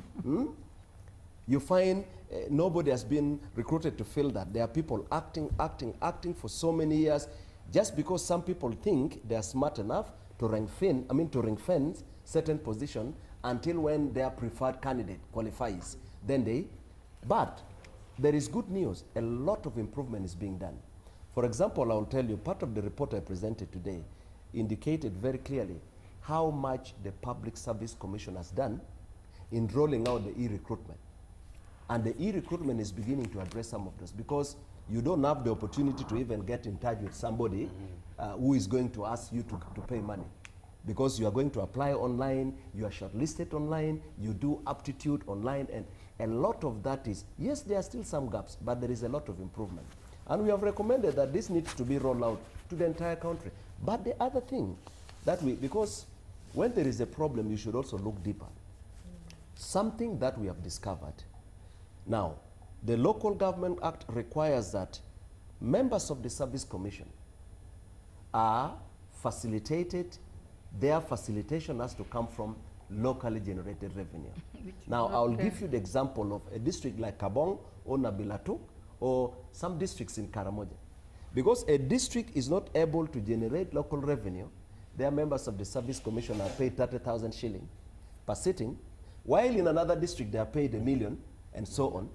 So where these people are not facilitated, sometimes they reward themselves by giving jobs to their relatives, others end up. So we have recommended that to address this, number one, we need to create some level of uniformity by making sure that the facilitation for members of the Service Commission and City Service Commission come from the consolidated fund. There are not so many. There are 5 people per district, okay? Because the chairperson of the Service Commission is already catered for, their money comes from the consolidated fund. So we said, why don't we create uniformity, but also create very stringent measures that makes it extremely risky for somebody to even attempt to play around with recruitment while embarking on rolling out the e-recruitment and all that. So yes, there are these gaps, but a lot is being done to address that. Thank you. Honorable Semuju, the most recent is the President's resolution with the Toro splitting it into 3 districts. And because of tribal disputes there, he chooses how he gives them out. Can this government deliver on services using decentralization? The trouble with the, because you look at a budget in Parliament, we are now processing what they call a budget framework, which is just a draft budget. In that budget, public debt servicing is going to cost 28 trillion. The budget so far now, a draft budget of 69 trillion. So 40% of the budget that you brought is debt servicing. When you break it down to the amount of money you pay to civil servants and so on and so forth, so you remain almost with no money. She is calling for investment, but if that investment is going to come from the center, there is no money at the center that you are going to take there. NRM likes sloganeering. They will tell you how the economy has grown, but they don't have actual money because revenue correction hasn't grown. They had a target initially of 18% of GDP, then they say now it is 20, but they are correcting sometimes less than 12%, 12% of GDP.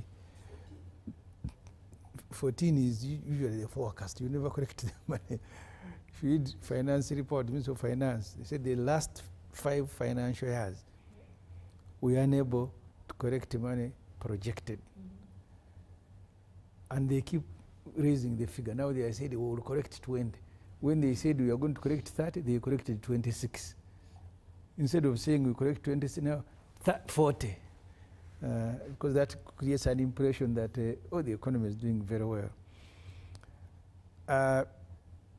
If I ever get an opportunity or the team I work with to get into government, the first thing will be to remove some of these district sub-counties, they just use it as. We had 39 districts. I think the time 7 took over power. Every district you start, the money she wants to invest in areas that will create jobs, he's constructing district headquarters. The money is buying vehicles for all those people that you are deploying. They are buying fuel, workshops. You need to see how many councillors and who move from one area to another that they have gone into benchmark, study, workshop, seminar, what. So even the little that is available is not being spent where it should. Because people in the mentality under NRM is that when you're in the public office, it is an opportunity. They have given you an opportunity for you also, and people will say you are stupid if you're not stealing. In fact, they think you are wiser if you have stolen very quickly, and you have become, this guy is very intelligent. Within 5 years, he has a huge car, he has an apartment. Very intelligent man. So that's the culture this government has created. People who demand for district don't demand because they think the district will bring health centers. They demand because the district will employ them and give them an opportunity to be involved in corruption either through construction or procurement. So the solution, you merge these small units. And that's why I said for us we wanted the federal states. Interestingly, when the regional tier bill came to Parliament, because from the discussion the president had with Uganda, he had said in Uganda, you will be deemed to be a federal state. I saw MPs from Moreover, because initially they were choosing Uganda. They all, I saw Rango, they immediately held the Rango caucus and said there is a resolution from Rango, we are also becoming region. So create strong regional governments. I mean, I grew up seeing workshops for Minister of Works in Masaka. They were functional. Now you say every district will have a small tractor for light grading. They are being repaired from Bugembe. But the one that they brought first, they all not working, were in Isingiro. We went to Isingiro. The new tractor that had been given to them, new road equipment, they said actually we prefer the old one, this one does nothing. Now I think they went for some new ones from Japan. Because you have people who are robbing at the center, sending it to other robbers at the district. Chaos, cocktail of thugs. So the one way of dealing with this, merge these smaller units, empower them, stop the duplication. Because just count, you now have 146 district headquarters, each with another DC, a deputy, assistant, brand new pickups. It has a chairman of the district, a pickup. It has a vice chairman, it has... So that money that you want to invest in a district, actually we are now investing in these individuals. Someone who said in Uganda, people are responsible for fighting poverty are the only ones who are getting out of poverty. So they appoint you to be in charge of wealth creation, for you become wealthy, but the people will not. So the service that you are taking to people, those who are supposed to take the service, they are taking services to themselves. And you reverse that by decentralization can remain, but merge, have federal states, stronger ones. Even if you want to maintain the district, NRM will want, don't duplicate them. I have told you I was in Napak. I say now the district, so the only infrastructure that was available was the district headquarters. Beyond that, nothing else. Even when you are doing roads, first time I used the, I don't know whether it is Bugweri, Palis or something, to Kumi Road. That road was brand new, fantastic. For the 1 hour on that road, we were about 4 vehicles. In Wakiso here, where you come from to point, you collect more than 70% of the taxes, the roads are not done. An engineer in the Ministry of Works told me that for every $1 you don't spend on road construction, the economy will lose 3. Through repairs, through traffic jam, through this time loss, and so on and so forth. And if you study documents, to make a response to the budget framework paper, I've been reading many documents from Minister of Finance. It is not that they don't know these things, that when you come on TV you are saying things they are hearing for the first time. They actually have reports one after another done by technical, very competent people. And then you go to a cabinet, this fishermen, cabinet of fishermen, who I am not even sure that they read these documents. And they are the ones who are supposed to run a country. So as you blame local government, you have a few like Chris and others. The rest, the same way you have... No, I am not. I have said this, Chris. That's why I get disappointed when you say some of the things that you say. Because I have never doubted your competence. And I really feel very bad. Like I saw you when you had the press conference. Is this the Chris or someone else? Maybe this is a duplicate. You want to say things which you must hear. No. I mean, the things that you have said before, because you have not been invented. So I have known you before and I know you now. So the point. I am sorry, Chris. I don't want to be diverted. When I communicate, I don't have to please everybody. I don't want to be diverted to begin debating you. So the point is, I have told you all the reports you read, either by Minister of Finance or by any other ministry, very good report, good proposals, but they implement it, and then they give them to Same way you are at a sub-county level, you have a graduate as a parish chief, but you have someone who doesn't know how to write his name as a supervisor. Very competent technical people, supervised by some of ministers who should also be councillors. No idea, just happy because they were appointed ministers. So that mismatch is creating a problem for Uganda. So my solution, start by merging, and then stop this pandemic of rewarding political and other technical. I mean, I've kept asking myself, you have a civil servant who is from Chira in Nigeria, and you buy him a vehicle of 500 million shilling. And in the area where there are 10 of them, those are 10 vehicles. No health facility, no ambulance. Dr. P was speaking about buying of ambulances. One time I went to Minister of Health, before Chris went there, I don't know if things changed. Their compound was of full vehicles, new ones and the one that they are not using.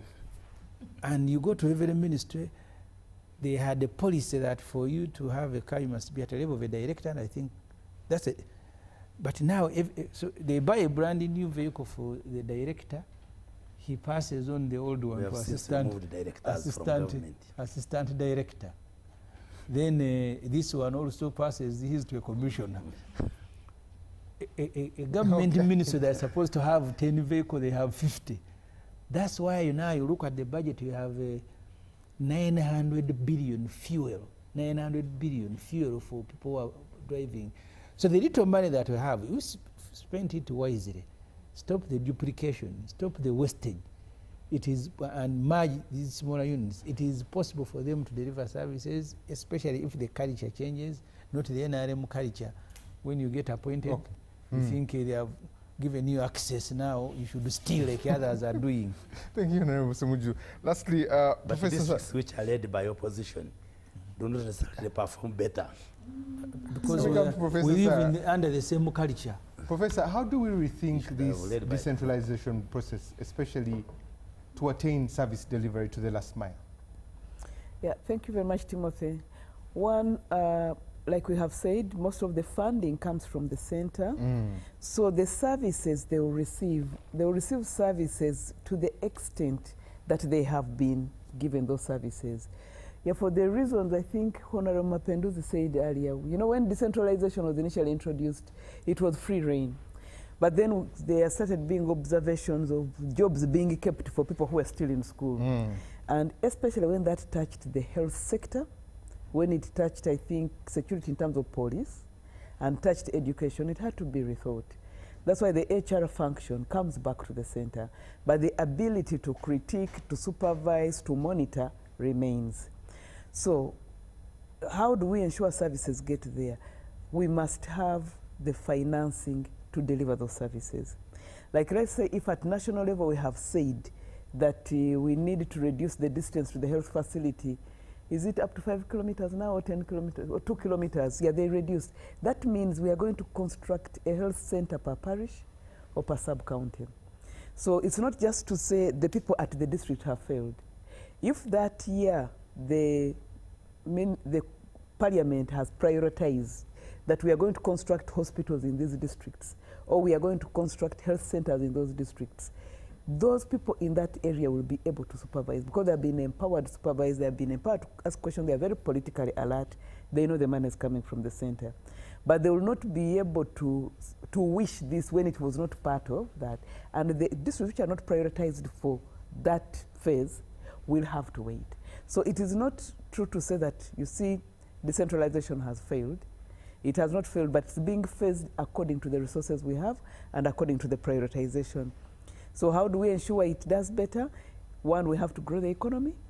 If we grow the economy, then we shall have more resources to be able to deliver these services. Without the resources, we can talk, we can empower, we can sensitize, we can give people voice. There will be nothing for them to monitor. So the center has to do more, and that's why where the center finds a shortfall, they go and seek for external funding to be able to provide those services, because especially where services that are essential have to be provided, they will go ahead and provide them. So How do we ensure it does better? One, we have to work on the economy. Two, continue sensitizing people to ask the right questions. If there are cases of corruption, they have to be limited. But I wouldn't also want that to cloud out what decentralization has been able to do. I know my colleagues here have all been going through a political process, and some it has gone well, some it hasn't gone well. But what that process actually demonstrates is people's ability to make choices depending on the aspirations they have about a person's leadership. So those people may not be as enlightened as us, but they know that as a local leader, as a representative of the people, you must do A, B, C, D. So if you didn't do it to my satisfaction, then I withhold the vote. Okay. And that is empowerment of the people, which was not there before the 1990s when we went to decentralization, where everything was being decided from Kampala. So I think we need to take time. Maybe we can have another session where we actually track the successes of this, other than just looking at what's not working. Thank you. Let me read some feedback so that I can give you parting shots. The discussants are spot on decentralization. However, they miss out on the commenting on the salary enhancement for local government staff. It is a misnomer. Poor remuneration of local government staff is a precursor to corruption and poor service delivery. Without addressing salaries of local government, decentralization is dead at the beginning. But we have enhanced for the cows and the scientists, and the rest were coming. Okay. And the rest were harmonized. Yeah, good evening, Timothy. This is Maurice from Aleptong.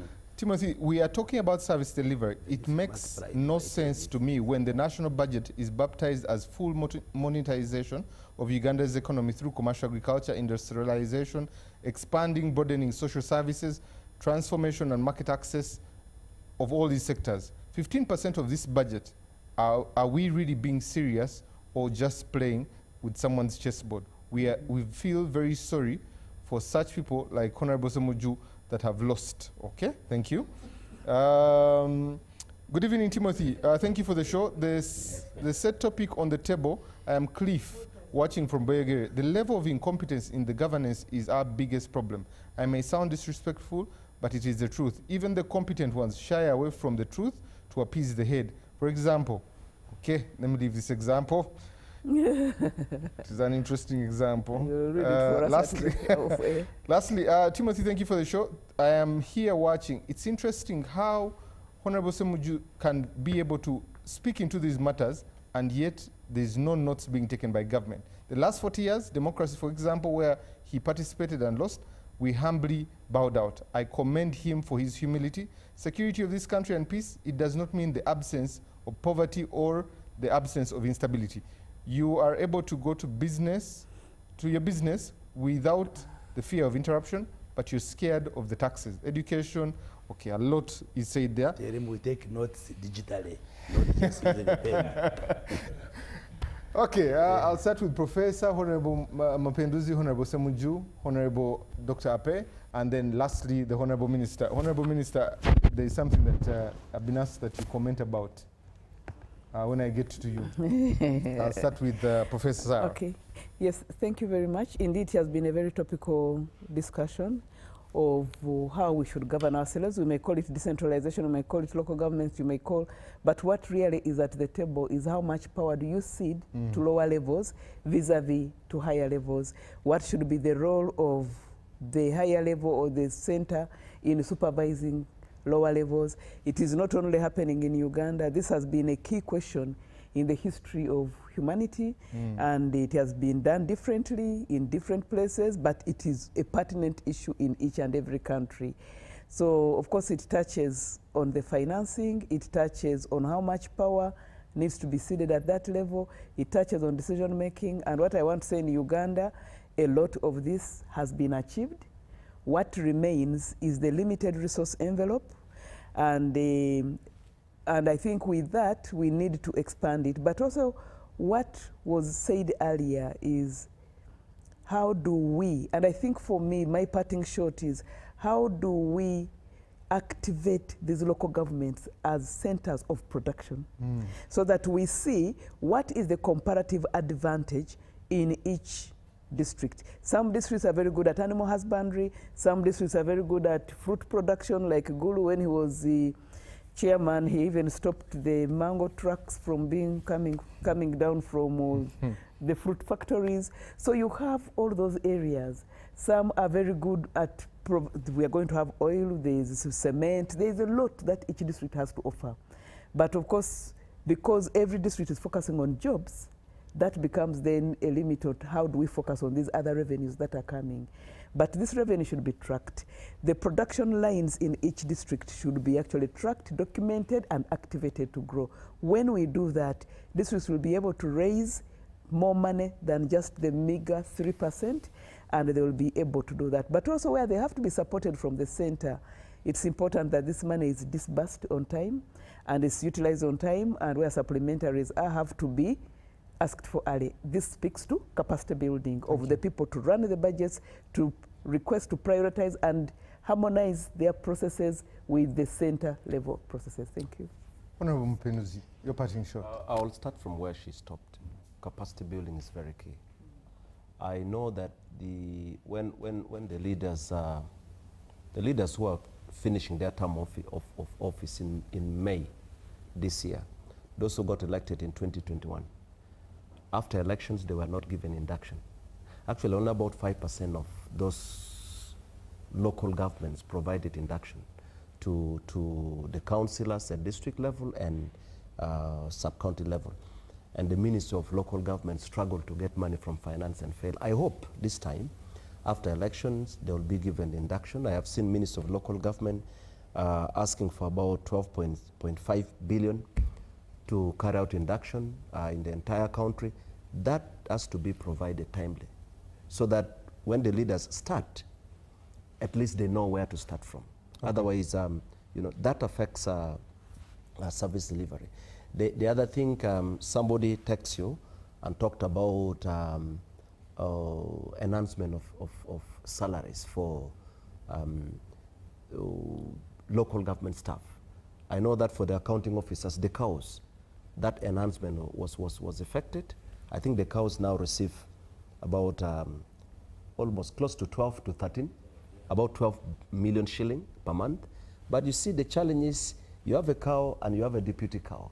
So if the cow is receiving 12 million and then the deputy cow is receiving 1 point something and the rest of, so that first manner enhancement needs to be pursued consistently. So the idea is to make sure that next financial year, we should be able to have the enhancement move on, because at the end of the day, if you don't facilitate people to perform their duties well, you are dealing with human beings. They have a life to live, they have families to look after, we have a lot of expectation, but we should create an environment that allows them to do a good job. So that needs to be taken care of, yeah. Honorable Semunju. I think part of the problem, not just for local government, is the politics of the day. I have told you there will be no studies before something is declared a district. I used to tell the Catholic Church in my area, they tell you this is a parish, this is a sub-parish. For you to move from one stage to another, there must be conditions you fulfill. In Uganda, something can become a district and they're looking even for people to go and work there. They don't even have them. They go and borrow from somewhere else. So these districts, sub-counties and so on and so forth. In Uganda. You remember when you had that debate, don't take me there. And the justification for creating a university was that there should be a university also in this area. And I said, you bring us a study to show that the number of those qualifying for the university and the universities available are not matching. You can't scatter them. So the same mentality that these people are very angry, these ones are black, these ones are green, give them their own district, whether they can manage it or not. The resources that we have should be optimally used by, as I said, merging some of the local governments, where you need to have a division, a police division with vehicles, with everything, because every administrative unit will demand to have the same facilities like its neighbor. And those facilities are very expensive. So we need to merge them, also determine the number of people who work there, and then collectively for government. There was a debate, I don't know how you lost it, Chris, of contracting people and then either pay them according to what they are doing. These days they just pay whether you work or not. So they can ask in the parliament, you can spend 2 months without attending, but your salary will continue coming. So it can't be a country where you reward people who are not working, incompetence. These local government at one time said, even for me to give them money, I want them to demonstrate that they have done something, then they can demand for more. If they are doing nothing, the qualification for them to receive money cannot be because they are an administrative unit. I put conditions. If there is a particular one that is performing miracles, I continue giving them money to incentivize these ones. But in Uganda, it is uniform. If you Minister of Health, that system of performance assessment, and the districts are rewarded or sanctioned depending on how. Honorable Agnes, your parting shot. I think from this show, we are cognizant that decentralization policy has worked. And in terms of fiscal decentralization, for the last 2-3 years, we have seen that a parish is able to receive 100 million, and they're able to disburse, and those monies, some are going into production. And for me, that is an indicator that our local government units can be used as engine of growth and production if we can only invest in them and empower them to be able to generate more revenue that can sustain their governance, but also service delivery in their respective areas. And also that local governments have got so much potential, but they've got to reinvent themselves, innovate, and be able to empower its own people to have the purchasing power. Countries that have developed have done that. Look at the Asians. Okay. These Americans we are talking about is that every local government unit invests in its people to economically empower them to be able to have the purchasing power that can drive that local economy. Thank you. Honorable Chris, a comment you made on X. Hope this is not true. All of us who have been elected in the 12th Parliament are eligible to contest the speakership. Why would SEC be in a hurry to endorse our speakers when no call to expression of interest has been issued by the party? No such bad decision has been. A comment on that, because it has been sent. No, it has been sent to me, and they asked me to ask you directly. A comment I put on X after reading that SEC, which the Central Executive Committee has sat and endorsed who will be our flag bearers for the position of Speaker and Deputy Speaker. And I was shocked because we are not yet even gazetted as the newly elected MPs, and we have rules of procedure as a party on how you vie for various positions. There should be a call for expression of interest, because as a member of the 12th Parliament, I have a right, I am eligible to run if I want. So the party should not suffocate that opportunity that the rules and the Constitution give me. So some of us have been advocates of democratic practice within the party. So that's the comment I was making, to put it on record. But I just wanted the, so if you want to confirm whether it is, yes, that is it's mine. But going back to the subject of decentralization, I think largely 30 years of implementation of decentralization, I think, like we have argued, has been fairly successful. Decentralization as a policy has been one of the vehicles that have helped us as a country to improve the quality of life in Uganda. And if I can just go academic, they are what we call quality of life indicators, which are measured to check whether in the last 30 years has the quality of life in Uganda improved. Like Professor talked about life expectancy and longevity. It is documented. We have moved from 40s to now 68 years. Ugandans are living longer than it was. If you look at poverty, proportion of Ugandans who live below the poverty line, there has been a substantial decline from 56% in the early 90s now to 20.3%. These are studies we have done with the external partners, and they can be verified.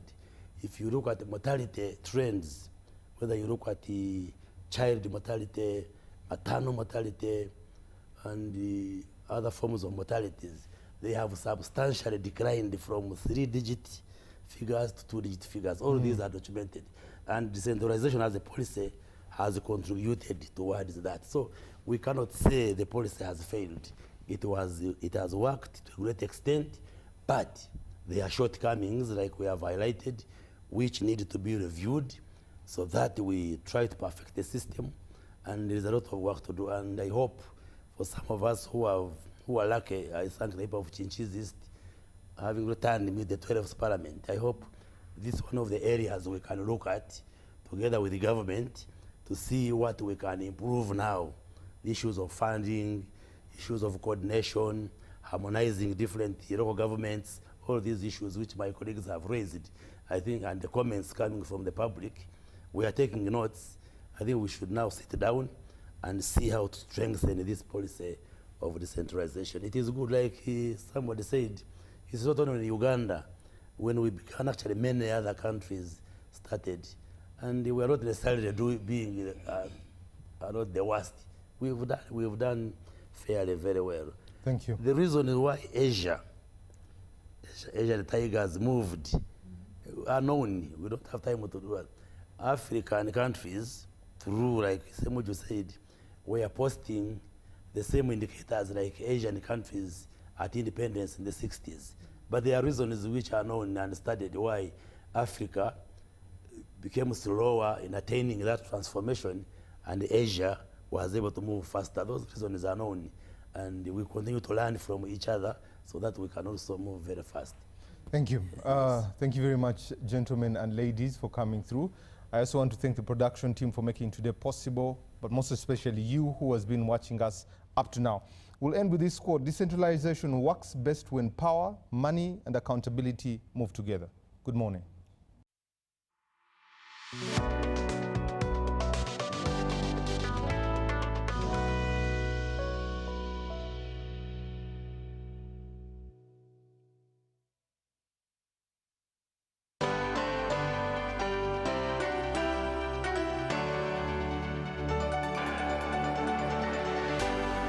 UBC, inspiring Uganda.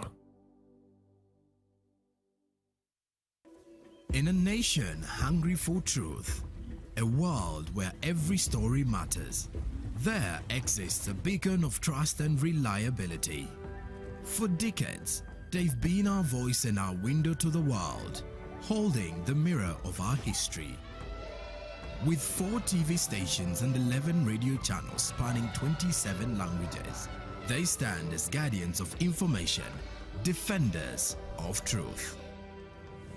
With Mascari Heritage Advantage, they uphold every citizen's right to reliable and free information. Their archived stories shaped our past and illuminate our present. Yet now, as new challenges arise and the world evolves, their mission faces its greatest test yet. Be part of our journey and let's navigate the unknown, uncover the untold, and safeguard our future together. Tune into your public broadcaster, for it is the intersection of trust and truth. Because to UBC, Your story, and every voice matters. UBC, inspiring Uganda.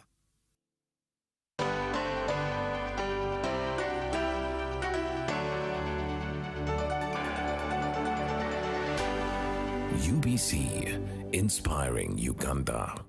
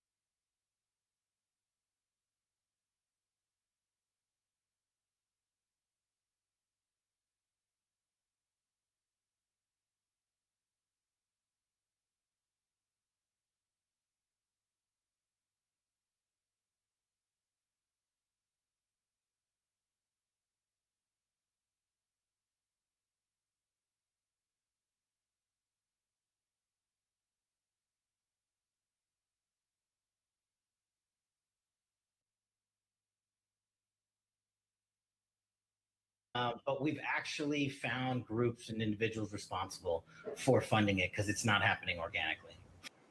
We talked to the CEO of Berg Associates consulting firm and former CIA analyst Larry Johnson, who says the protests are essentially payback for the many color revolutions the CIA has sponsored overseas. Let's be clear what we're looking at here. This is political theater with villains on all sides. You know, Trump's claim that they're just taking out criminals and people who have